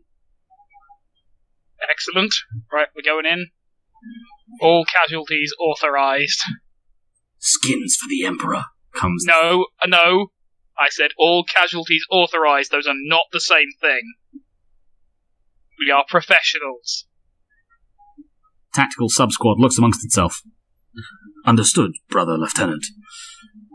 I would like to say you may take the most opulent one as your reward at the end, if you're good. Skin for the Emperor. Whatever. Right, let's do it. It was singular that time. I know.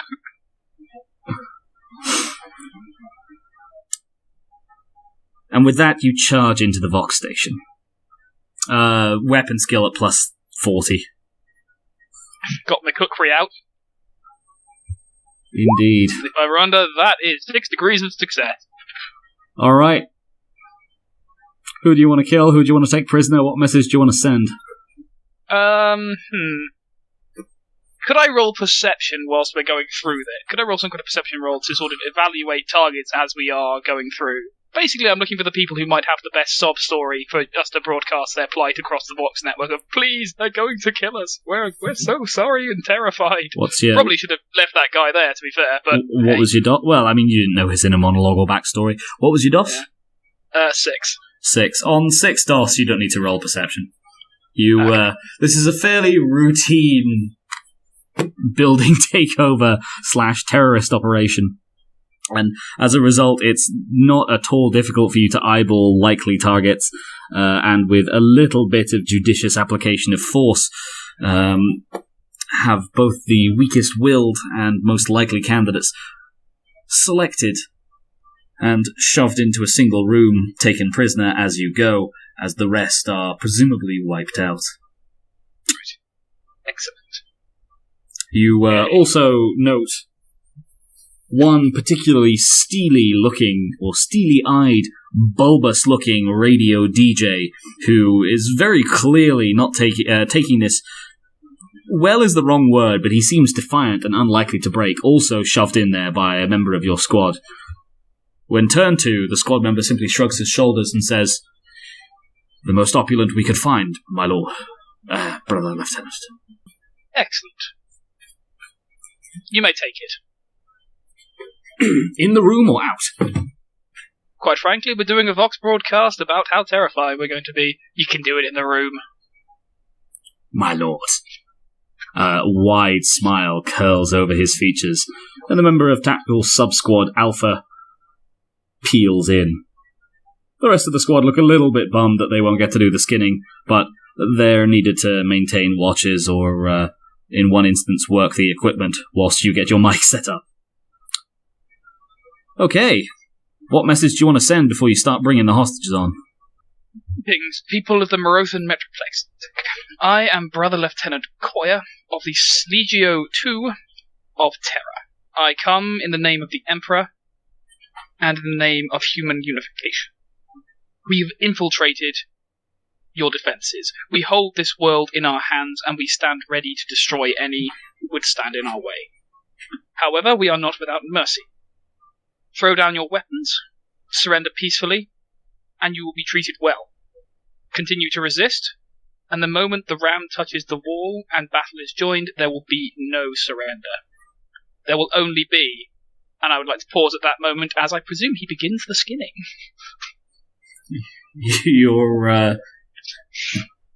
Your associated marine working the controls flips a few switches, and suddenly in the recording booth pipes in the noises from a neighbouring room in which the captives are being held. Sobbing, screaming, the sounds of wet, tearing flesh, and occasional grunts of not quite giggling, but the same type of satisfaction you hear when someone's going about carpentry. And a piece of wood is cut just right. Screams and burbles continue for some time, until your first guest is brought in. Excellent. And what would your name be? Okay, I'll give you one guest you can do in character, but I'm not giving you, like, fucking 8+ assorted guests to torment in character. No, that's fine. I only wanted the one. Ranulph. And where is it you live, Ranulph, within this fine metroplexic? Twistedic Street, a few kilometres from here. Please, I have a family. You do have a family, and you'll go home to that family, so long as you convey one very simple thing to the people listening at home. Is fighting us at all wise? They killed everyone. They skinned DJ Jeff in front of me. One final question, Randall. If our demands are met, does anyone else have to suffer? Does anyone else have to die? No, please don't. Exactly. I just... See that he's well cared for. He's surrendered. And that, people of the Marathon Metroplex, is all you need do. Throw down your weapons, and you will be treated well. If not, well, you have heard the alternatives. I will take... Join us in human unification, or don't. And humanity will rise atop your charred bones. I will take Intimidate over Fellowship at a +25, please, Coayah. Excellent. So I haven't... Aha, I get actually taken that.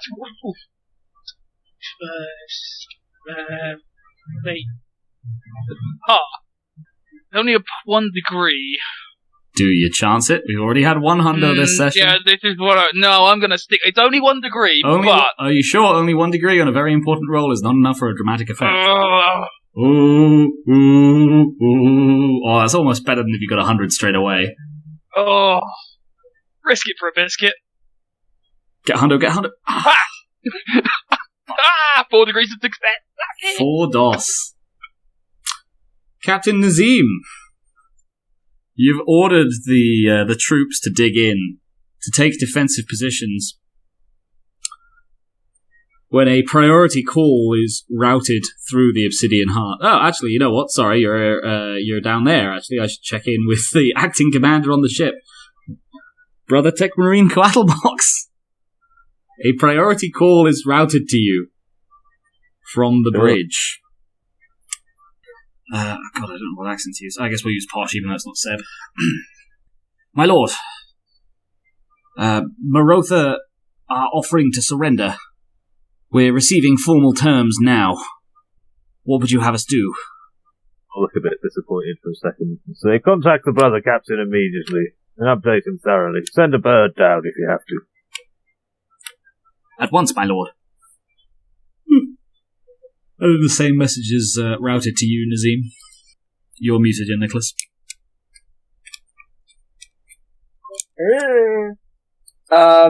What are the terms?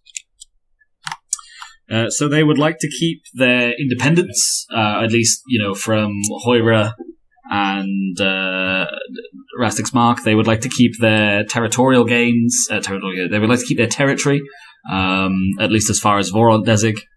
And they would like to keep their navy intact. All of the above, thank you. Wasn't the thing we were going to use Morot Desik as basically the recruitment hub, weren't we?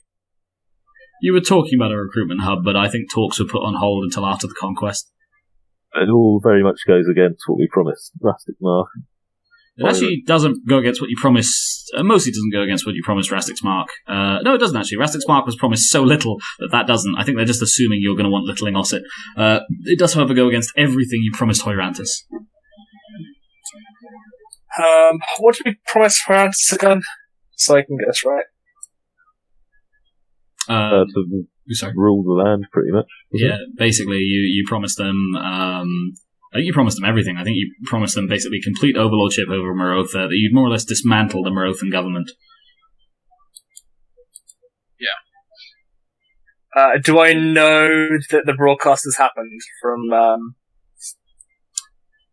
Brother Lieutenant? The Lieutenant? The Obsidian Heart will have picked it up, and they pass on that it seems that Brother Lieutenant Coayah is alive and active within Marotha. Case, they'd like to. Yeah.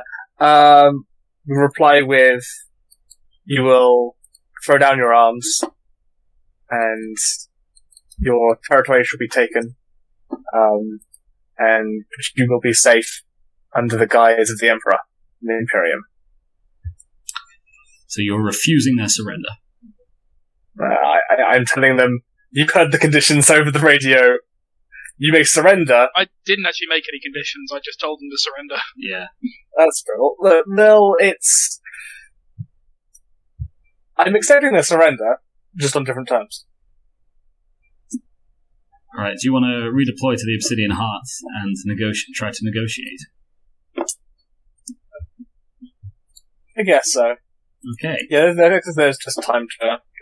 Yeah, well, there's not too much time, actually, because... although I suppose let's check in. Coatlmox, how much are you intending to hold the Vox station? Because they're going to have troops on the way, basically, immediately. What do you mean? Sorry, not Coatlmox, my bad, Coayah. I'm not intending to hold it for too long. I've made my broadcast. I'm going to be moving. So you're just going to set off? I know they're going to be. I know they're going to be moving across to me. So I'm going to, per my word, let the people here live, and I'm going to bug out and redeploy to a new position. Okay. Cool. This will be done almost immediately after my broadcast. Yeah. I'll take command over Adge, please. Plus 0. Add plus 10 my talents. That is 5 degrees of success. 2, Jesus Christ, yeah, you melt away into the shadows, leaving nothing but blood and a single skinless corpse. As well as 8 hostages that I didn't kill. Sorry? Oh yeah, and we had 8 and hostages the that we 8 didn't hostages kill. that you didn't kill, and I suppose a shit ton of vomit and a bunch of corpses that had skin on, to give you the more full inventory then, to clarify. So yeah, sorry, you do in fact have a slightly better negotiating position than Nazeem. You assume. You actually have no idea what's going on with Coayah, if he's been captured or how much danger he might be in. All you know is I trust him. He got in there and he's done his thing. I trust he'll get That's out. fair. You do know that you have two Marines MIA on the ground otherwise, and another two who are very likely captured definitely within Marotha. If you'll recall from the reminders. Oh, yeah. Creed squad were left behind.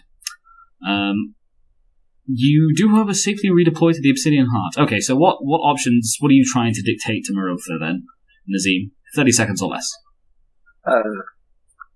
They're, 30 seconds, yeah.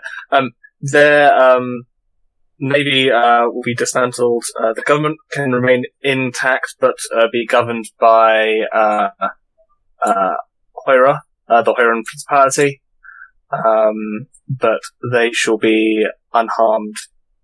Basically, they need to give up their territory. They need to give up their territory outside of Merot Desig. Need to give up their navy and accept the suzerainty of Hoirantis. Yeah, and then we won't kill them all. exactly. I will take Charm over Fellowship to -10, please, Nazeem. What was that? You just put a full There's a stop. dot. There's a dot at the start. Don't get a 1. Get a Hunter. Go on, get a Hunter. Get a one. Get a one. Come on, get a one. Get a one. It's rolling. Holy shit, did you Bring make these that? people. I think he did. Did you Charm, yeah. fucking make that? Finished it. That's 3 degrees of success. As it turns out, I scared the absolute shit out of I'm these people. sorry, it's not 3 degrees of success. Did I not just give you a minus? He give you a No. -10. Also, Yeah, minus he gave 7. you Two then. 2 degrees of success. Okay. 2 DOS. It takes more negotiating than you'd like, but you eventually convince Marotha that their options are to either willingly give up their lands and accept... Sorry, I'm echoing. I think it might be ending this. Willingly give up their lands and accept Hoiran suzerainty without much bloodshed, or willingly give up their lands and unwillingly be forced to give up their lands, accept Hoiran suzerainty, and probably have massive loss of life inflicted on the Marotha Metroplexic itself, as it sustains potentially some level of orbital bombardment, heavy bombing by aerospace fighters, attacks from Hoirantis and your troops on the ground, and or is just simply starved out by the fact that as of that morning, the Marothan control over Telefulis Desig, the world's breadbasket, has basically ended. They have, at this point, lost. It's just a question of how many lives they want to lose whilst losing. Not to mention, there are Marines inside the place skinning people. Yes, which is also not helping things. Halfway through the negotiations, a rolling blackout takes down 3 of the void shields within Marotha as a power plant collapses. One mighty smokestack blowing into another. That act of sabotage enforces within Marotha that they are not in a position of strength, or reinforces that they are not within a position of strength, and simply need to throw themselves on your good graces. Marotha surrenders, accepting all terms. When their navy is ordered to stand down, it opts to scuttle itself rather than risk falling into Hoiran hands. And fighting continues in Port Voront for some time. But ultimately, resistance on planet crumbles. The Marines lost within Marotha are recovered as Imperial Army troops land outside and march into the city. Though the siege of Port Voront drags on for several more days, in the end the city is sacked. Folks, you've got 6 minutes just left over. Is there anything you want to take care of on the world of Galifas before next week's post-campaign session, I guess? Oh, jeez. Perhaps we should send people down to examine those strange ruins.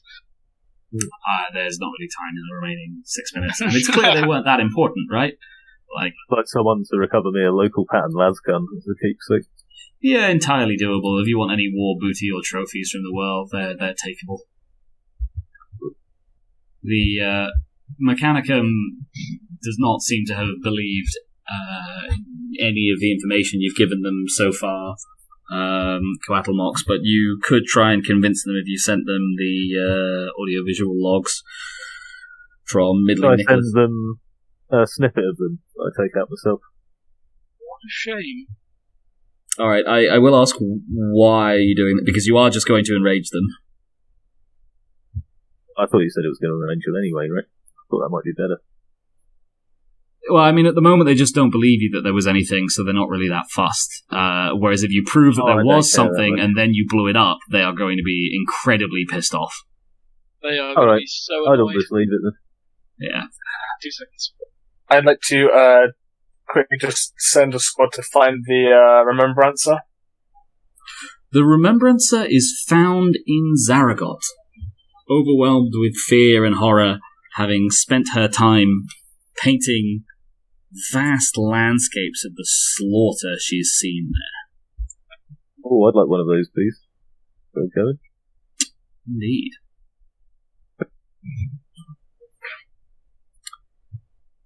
Anything else?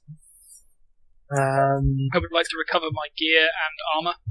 Sadly, your gear is recovered. Your armor has been totaled. You'll have to get a new suit. What happened? Well, it was being worn by Coatlmox, and he detonated again.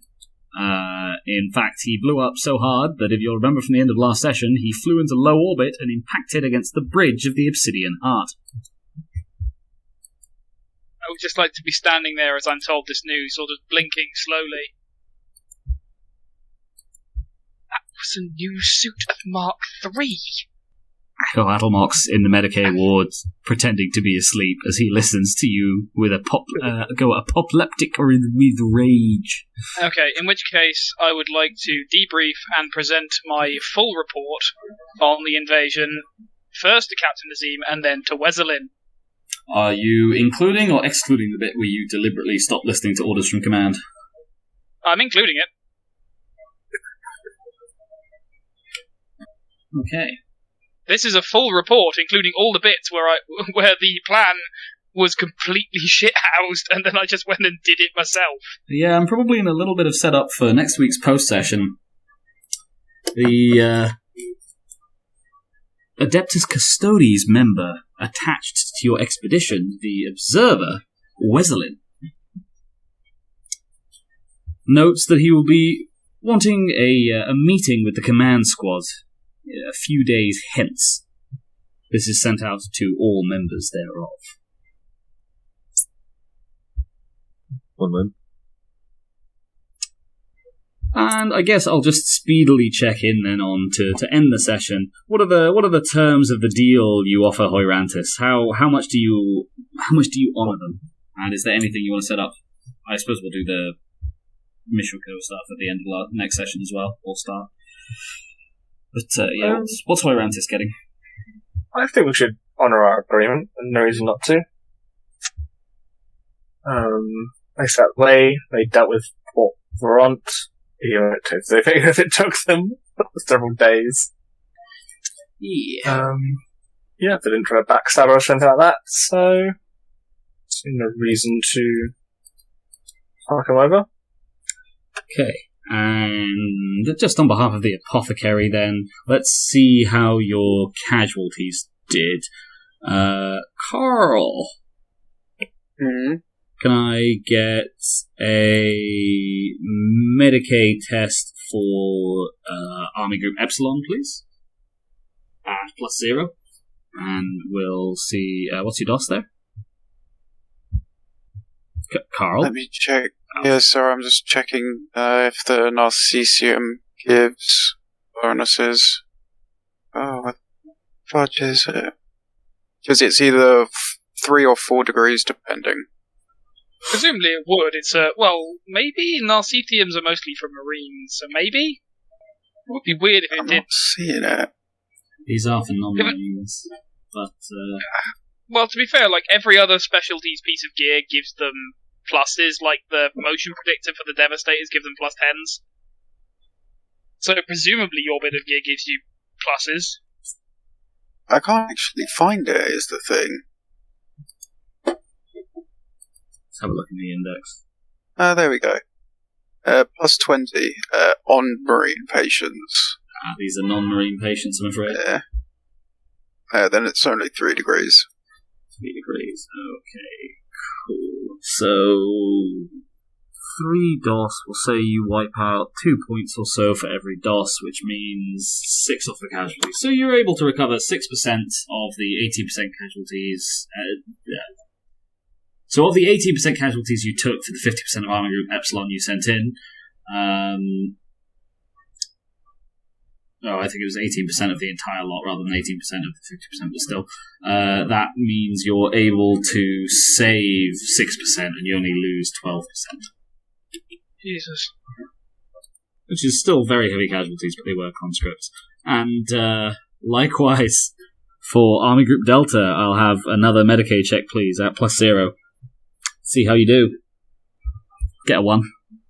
They all miraculously get back up again. Oh, there wasn't. Oh. No, he didn't roll in 100s. I missed it, yeah. Okay. That was a bit of a panic. Kill the final one. Not much difference. Doff? 2 fail. 2 failure, cool. In that case, we'll say 1 recovered per Doff. So, meager 97% fatality rate for the Solienters Sallieters. Jesus Christ. We done fucked up there, didn't we? Yeah, they didn't do well. The initial plan would potentially have been lighter on casualties for them, but, you know, you live and you learn, unless you're in the Solienters Sallieters, in which case, statistically, you die. Education. So, reminders for next session. Anyone got anything they want noted down? I'm no longer a member of the command squad. I think you were relieved of your command of the battlefront rather than the command being part of the command squad. That wasn't specified, so I'm going heavy-handed I'm on this. pretty sure he being did salty as fuck. I think he did specify that, actually. Are you just hoping not to have to see the custodies? Partially. Also, I'm being salty as fuck because I think that overall was really unreasonable in terms of a series of events. Okay, so What, where you ended up in command, or where it all went tits up with you? The latter. Right. In character or out of character? Mostly out of character, a little in character. It was a bit shit. Your glorious victory was just sort of ruined by the cock-up cascade. I'm sorry you didn't have a good time out of character, Carl. I feel bad about that. Well, yeah, no, I mean, it's just in my eyes, the way Nick handled it, it was a case of, right, let's screw you over, it didn't work, let's screw you over harder, it didn't work, okay, let's just, throw a fucking sledgehammer at you and make you stop playing. Oh, wow. It's not how I meant it, sorry. To me, it was the equivalent of being sent to, bed without dinner sort of thing, you know? I think this might be a case of breakdown of communication out of character but in game, because I also wasn't getting that reading off of you in game at all. I thought you were being the recalcitrant rebel rather than that you were actively annoyed with it. Well, I mean, I say, I tried to play with it, but didn't sit too well with me in the end. But I didn't want to stop play and just be douchey. Fair. So feelings definitely valid. I guess. I suppose we'll go over this in the feedback section a bit more, but I would hope, especially if you feel like someone's doing something that's making you have less fun, then please feel free to bring that up mid-session and we can hopefully avert it. But I also realise that sometimes these things may take a little bit before you're able to be clear on where your feelings are. Any other reminders for next session? Noting down the custodies thing. Yeah, probably. Anything else? Brother Michelko. Oh yes, the trial of the mission. Oh yeah. Someone get me some goddamn prosthetics. I think we'll handle that in the. I mean, you'll get some temporary prosthetics, but we'll handle that in the inter-campaign. I want to Get me a source a sweet new set mecha of. wheelchair. I want to source a new set of armor. Pronto. That'll also be handled in the inter-campaign, I would say. We actually do have rules for Dreadnought play, for the record. Yeah, there's quite a few. Strap him into a Leviathan. I don't know what Dreadnoughts we actually have available. It's the Great Crusade, so... No, I mean, and statted. To be fair, Leviathan is just bigger normal Dreadnought. It's not particularly different. Doesn't it have the atomantic shielding stuff? No, those are only the Custodies get the good stuff like that. Leviathans have like big Terminator forward field generators built into their massive shoulder pads. Siege Dreadnought. Okay, I mean, we can look into it. Assuming Cread becomes a Dreadnought, which seems more and more likely with every passing campaign. If he's a Leviathan Siege Dreadnought, he can have 2 massive siege claws with built-in heavy flamers. I feel he'd enjoy those. The Coatlmox, the We're Chris. still aiming for Scheming Tech Priest, so I've lost most of my chest. Or more of my chest. Any other reminders? Cool. Okay. In that case, feedback. Anything you liked, anything you disliked, anything you'd like to see more of or less of next time. I guess Carl's already said his. Sorry? I suppose Carl's already said his Well, thing that he's not a huge fan of. I was going to say we can elephant in the room this. How do we feel that section was handled? And I guess, like, corollary, because it was somewhat clear to me that, or I suppose it's clear to all of us a little bit, that as much fun as it is having Nicholas in command, I don't know how much he's enjoying it. So I guess I'm definitely stepping down from command. I don't want it. I don't know how to role play it correctly. It's because I've been trying to RP it. And I think that's why Nazeem was so heavy-handed this time. I honestly didn't mean to news your phone at all. I'm really sorry. To be like that. It's just the way it kind of felt.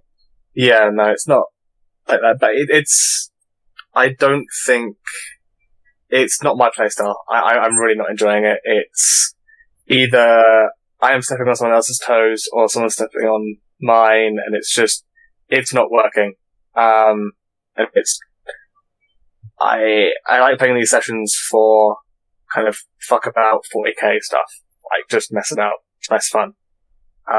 Don't have to worry too much. I think being in command means that it's making me feel like I need to be doing something active, sort of thing. It's not as kind of character progressy as it would normally be, I guess.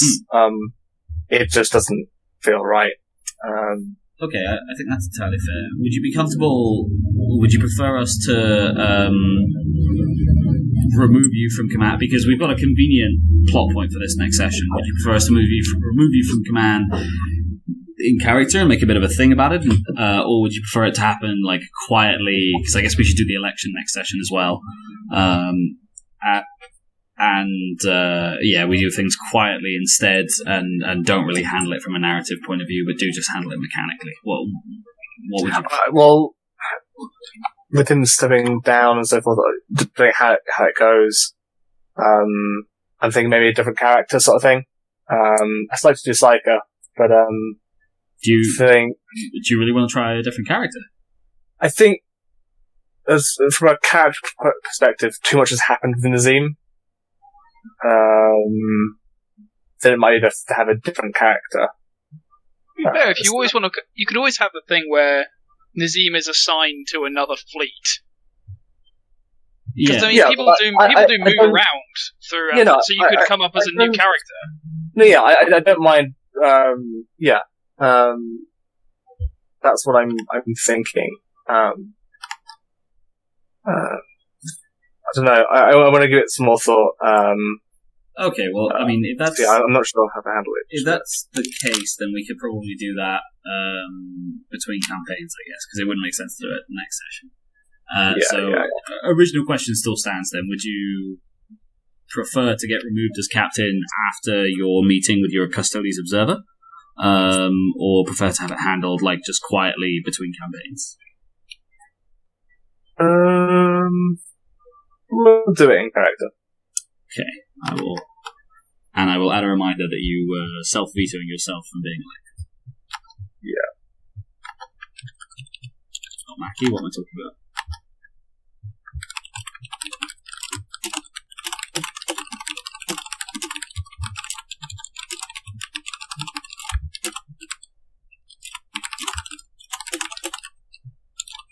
I think you made a good go of it as well. Like I say, you could just be assigned off to another fleet. To be fair. Yeah, if we remove him, that's probably what we'd do. I don't mind where he goes or how he goes. I think that's up to you, Nicholas, and something to consider as well. I'd personally be a bit sad to see Mackie go as opposed to just step down from command. Not Mackie, sorry. Nazeem go as opposed to just seeing him step down from command. Like he's already been through a fair bit, but it's your character, and if you don't feel you're having fun playing with him, then you should definitely feel free to change. Cool. Any other notes on that? No, fair. Any other feedback? I'm alright. Everybody else? Yeah, otherwise. Carl? Creed? No. I've all right time. I'm happy I'm on better question mark terms with the admin. Yeah, you seem to have been upgraded from blacklisted to, well, murder, question mark. Which I suppose is comparatively a fairly high listing, really. Cool. Questions? Anything anyone was narratively unsure of in that session? Is everyone following the plot? Yeah. How long did it take in the end? The conquest? Yeah. I lost track of the day count a little bit towards the end there, but I think slightly under a week. Somewhere around the 5-day mark. We as you said, there were a couple of days. From Marotha to fall, I don't think it was very long. I think that was about a day and a half. Obviously, Port Voron held out a little bit longer because we weren't actually doing much there. Yeah, Port Voron's compliance I didn't factor in. So, like, from the moment of the negotiations going south to the final surrender of Marotha was probably, I mean, I'm sure if I added up, it'd be give or take like 36 hours, but probably about 5 days. Which, yeah, not bad. I don't think you had any Marine fatalities as well, though you had a few Marine casualties. And you certainly came close. If you'd fucked up the negotiations more because Marotha had 2 Marines in custody, then they probably would have just killed them. And also, if Coayah hadn't gotten away so quickly, I think he was in serious danger of losing a Marine. And the assault on Zalona, if that had gone a bit differently in a few ways, you might have lost Marines there as well. Whereas, as it was, as you saw, the Solienters Sallieters basically absorbed all of the incoming fire. They are no more. Oh, they got 1%. You can refound them. Boys. Refound them, presumably with a shit ton of Hoyrans. Or whoever. Cool. Any other narrative questions? Nope. Fair enough. In which case, let's do some XP. Plot progression. Does anyone feel like you made any significant plot progression in this session? The world has come to heal. It's true. Still surprised that this like totally happened. What, the world surrendering? Yeah. Yeah, well, it was kind of a bit of a shock and awe situation. Like, the one thing they were winning was the air war, and their final aeroplex blew up, so they were getting prepared for a giant siege, but it was pretty clear that they were going to get starved out eventually, and with the flood of butchered images coming in from Zaragoth and Zalona, and the fact that Fort St. Stanis just kind of mysteriously blew up, it was pretty clear if they'd gone into a siege of Marotha that not only was it not a siege they were going to win, but that it would be devastating and possibly civilization ending. So the government, on the basis that they couldn't conceivably defend, that they were all going to die anyway, and that the only way to preserve any shred of their civilization would be to surrender before the butchers got there. Some of whom were already in town were persuaded to surrender. Even then, if young Nicholas had, I think, failed his final negotiation roll, then they probably would have fought on and we would have done another week's session. So, so yeah. Any other... yes, any we other completed... Sorry? We completed our secondary objective as well. Have enough troops to garrison. I think that's part of the campaign finish rather than the thingy finish. So Morotha's come to heal. We implemented the terms of the deal that we gave to Hoyrantis, so we kept our word. Yeah, that's fair. We also kept our word to Rastic Smart, but we really didn't say very much to them anyway. So. Yeah, you said, you can have the scraps. Character development. Does anyone feel like they developed a character this session? And if so, how? Coayah becomes a space terrorist. Coayah becomes a space terrorist. Anything else? I made hate friends with Major. I was gonna say, stuck to your guns about the flesh being weak. Yeah. Oh, what are the names of those little culty gangs the Space Marine chapters founded when they're Primarch? What, the lodges? Warrior lodges? Lodges, yeah. Those are the things. Starting a lodge. Well, see, I'm going to invent at the moment they're not really. Well, I was going to suggest actually during our layover between campaigns that we start several warrior societies to sort of temper the must skin murder now out of our legionnaires. The problem with the warrior lodges is not that they're warrior lodges. It was the fact that they were started by a fucking chaos cult. Yeah. Waka waka. And I want to start one with some Mechanicum-infused cult knowledge, you'll wear some red robes. There's start loads befriending the remedial squad. freaking, It'll be a great time. The Dark Angels are full of them at this point. I think it's like 100. I really like the division of troops in the company, and I love the idea of this as a template for the Legion. You have Havoc Squad, you have Tactical Squad, you have Remedial Squad, the Command Squad, the support units, and everyone else is in the murder. And it's like a slightly less one-note World Eaters, which is very appealing to me.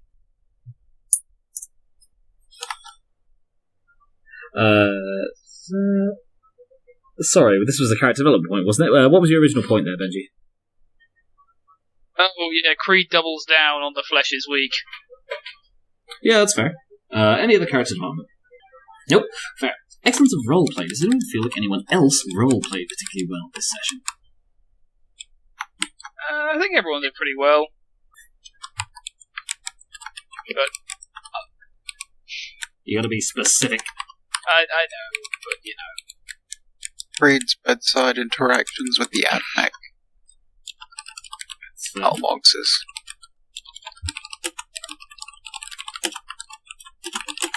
The Mechanicum. Anything else? Nope. I think Carl did well. I know he wasn't having fun with it, but I think Carl did well at playing the aloof commander who just was not interested in listening to the message. I would certainly agree with that. As I said, I didn't even recognise that Carl wasn't having a good time because I thought it was the fucking roleplay. Yeah, pretty much me too. Okay, that's...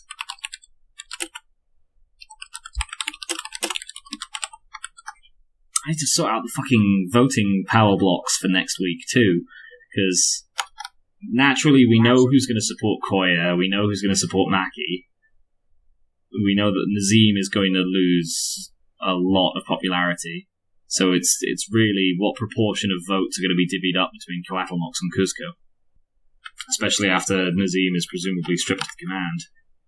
Oh, this is actually a bit of a contentious point. Like, any one of the four of you might end up in command.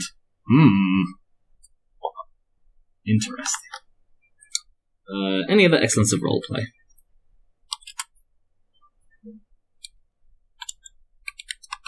Nope. Okie. In that case, I make that out to be... fuck you, plus 75, almost out of your woods. 135 experience points for session number 13. Oh, it was unlucky. That's 20 points of plot progression, the world was brought to heal, and you kept your deal with Horiantis. 20 points character development, Coayah becomes a space terrorist, and Coatlmox's hate friend, the Magos adjutant. 20 points excellence of roleplay, Coatlmox's bedside interactions with the Mechanicum, and Kuzco's resistance to command, plus 75 standard. Which brings us on to everyone's favourite part of the session, it's the highlights. Creed, do you have any highlights for that session? We sort of had a highlighted second part. Comes off for the captain, new Legion tradition? Question mark, exclamation mark? Yeah, I saw that on your character sheet.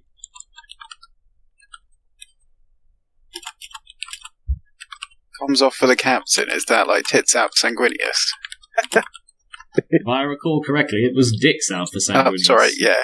I think it's to be fair, it's everything. It's goddamn Sanguinius. Genitalia out for the glorious Golden Hawk Boy. Flop out what you got out. That works much better. Doesn't matter if you're gay or not, Sanguinius doesn't give a shit about your sexuality. He's too busy being pretty.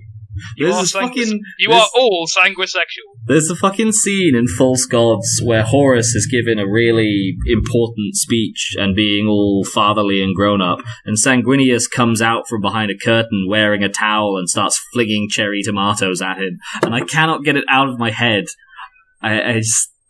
Oh yeah, there's a brilliant fucking whatnot drawing, which is just Sanguinius and Fulgrim toweling themselves off after a particularly good sparring match, apologising to the remembrances. They were late, and both the remembrances is breaking the microphones in their hand. I know there is, Benji. You've linked it to me 3 times in the last 4 months. Well, I was telling other people. It is a good image, but you really fucking love that image. It's just the best. Okay, any other highlights, Creed? Blessed is middling Nick. I love that little champ. I can't decide if he's a parody impersonation of young Nicholas or a parody impersonation of Mao or somewhere in the middle. He doesn't sound like either, but he sounds like both of my bad impersonations of the two. Cool. Anything else?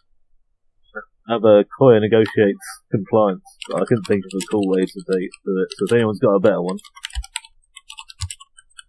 Nah, I got nothing.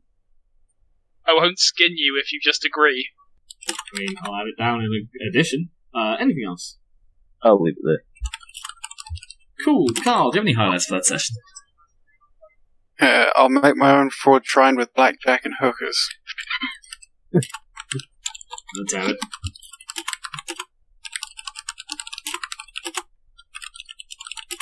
This means that now I'm going to need to redo the fucking map of the Obsidian Heart to add a secondary forge shrine. Scream! I'm just going to make a secret one in that tunnel where I broke the Vox to communicate out one. Have my sweet clubhouse. Was that a tunnel or was that an air vent? I think that was a secret chamber within a vent. I actually did a vent map network thing. Didn't cover everything, but it covered the major vents. Excellent. I'm going to start lodges in the vents. So, you know how, like, giant ships effectively get, like, that under civilization? Yeah. They have, like, yeah. But it's just going to be vent people. Oh, 100%. I mean, I'm a big proponent of vent people. I like vent beings. I mean, let us not forget the rogue trader incident with the vent tigers. Let's just no.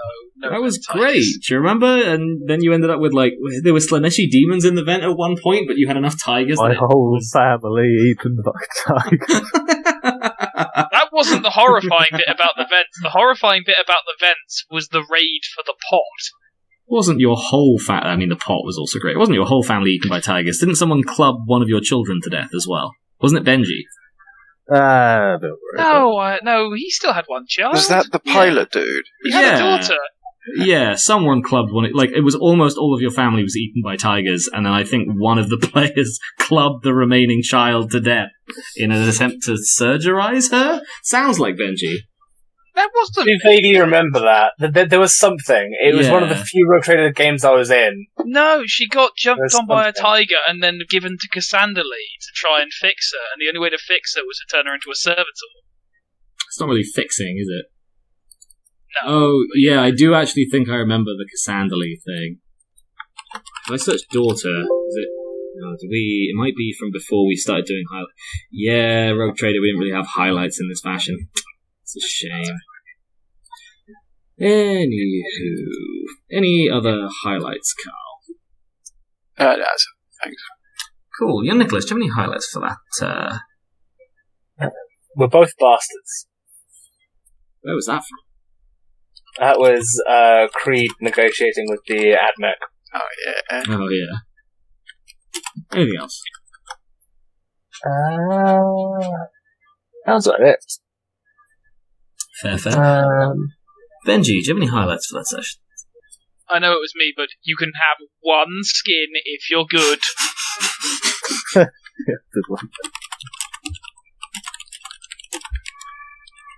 Like Papa Coayah, like Papa Coyah's here to make sure Tactical Squad behaves. Tactical Squad gets one skin when they're good. See, that's how you get the crazy kill marines. You spoil them. Exactly. Tactical Squad retains enough discipline that they can overcome their skin lust by only indulging it strategically.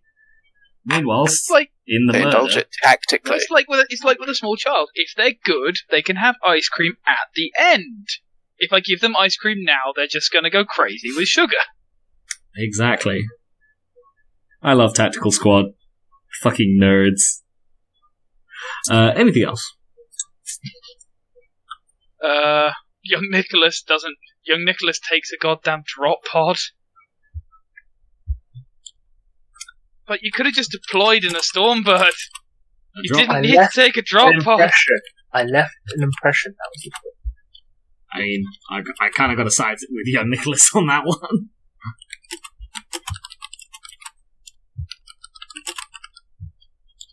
Anything else?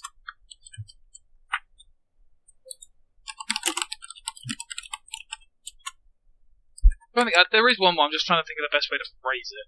What is it? It's mostly about like young Nicholas getting the 100, but like I'm not quite sure how to phrase it. Mass insubordination in the name of skins. Young Nicholas goes full boomer. He can't operate Skype. Well, it's not that he couldn't get into contact with them; it's that they were refusing to take his comms. Fair. Leave it then. It's fine. So note my version.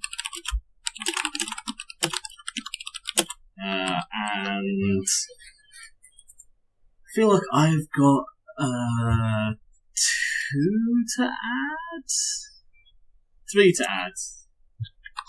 Scrape him off the hull. 99. What was that? Sorry? What was that first one? That was right at the start, when young Nicholas completely forgot Cread was still outside the ship, and it was sort of just letting him dangle there for a bit until he remembered and then went, oh wait, fuck, and was then terrified that he'd not managed to get him in successfully and that Cread would fall from the ship out of low orbit back into the crater he'd just made.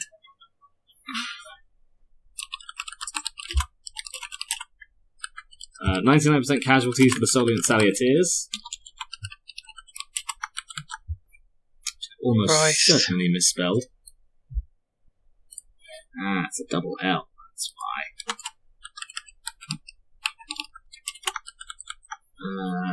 And fuck, what was the other one? Oh yeah, skinning the DJ live on air. Oh yeah. I let them skin the fat man because he had the most skin. You leave Big Jeff alone.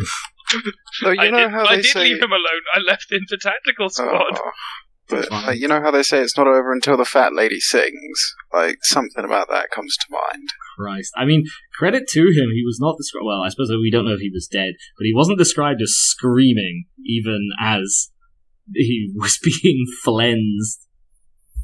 It's not often I go full Night Lords, but when I go full Night Lords... And the Night Lords are jelly. I don't know, it was only one skinning. Yeah, but I did it over a planetary Vox network that technically wasn't planetary. Citywide Vox network. Like the major box. It's the equivalent of skinning someone on Radio 4. It's a big deal, but it's not classic to everything. And right before the Archers, I have Alan Titchmarsh right here, and if my demands are not met, then right after the Archers, I'm gonna skin a motherfucker alive, and there will be no ground force ever. Oh my. Cool. In that case, thank you all for a very entertaining session number 13. Post-session next session, whoop whoop, or post-campaign next session, rather. Does anyone have any final words for the recording? Silence. Okay, in that case, I nominate Benji. Final words for the recording. It went from 0 to 100 real fucking quick on this campaign.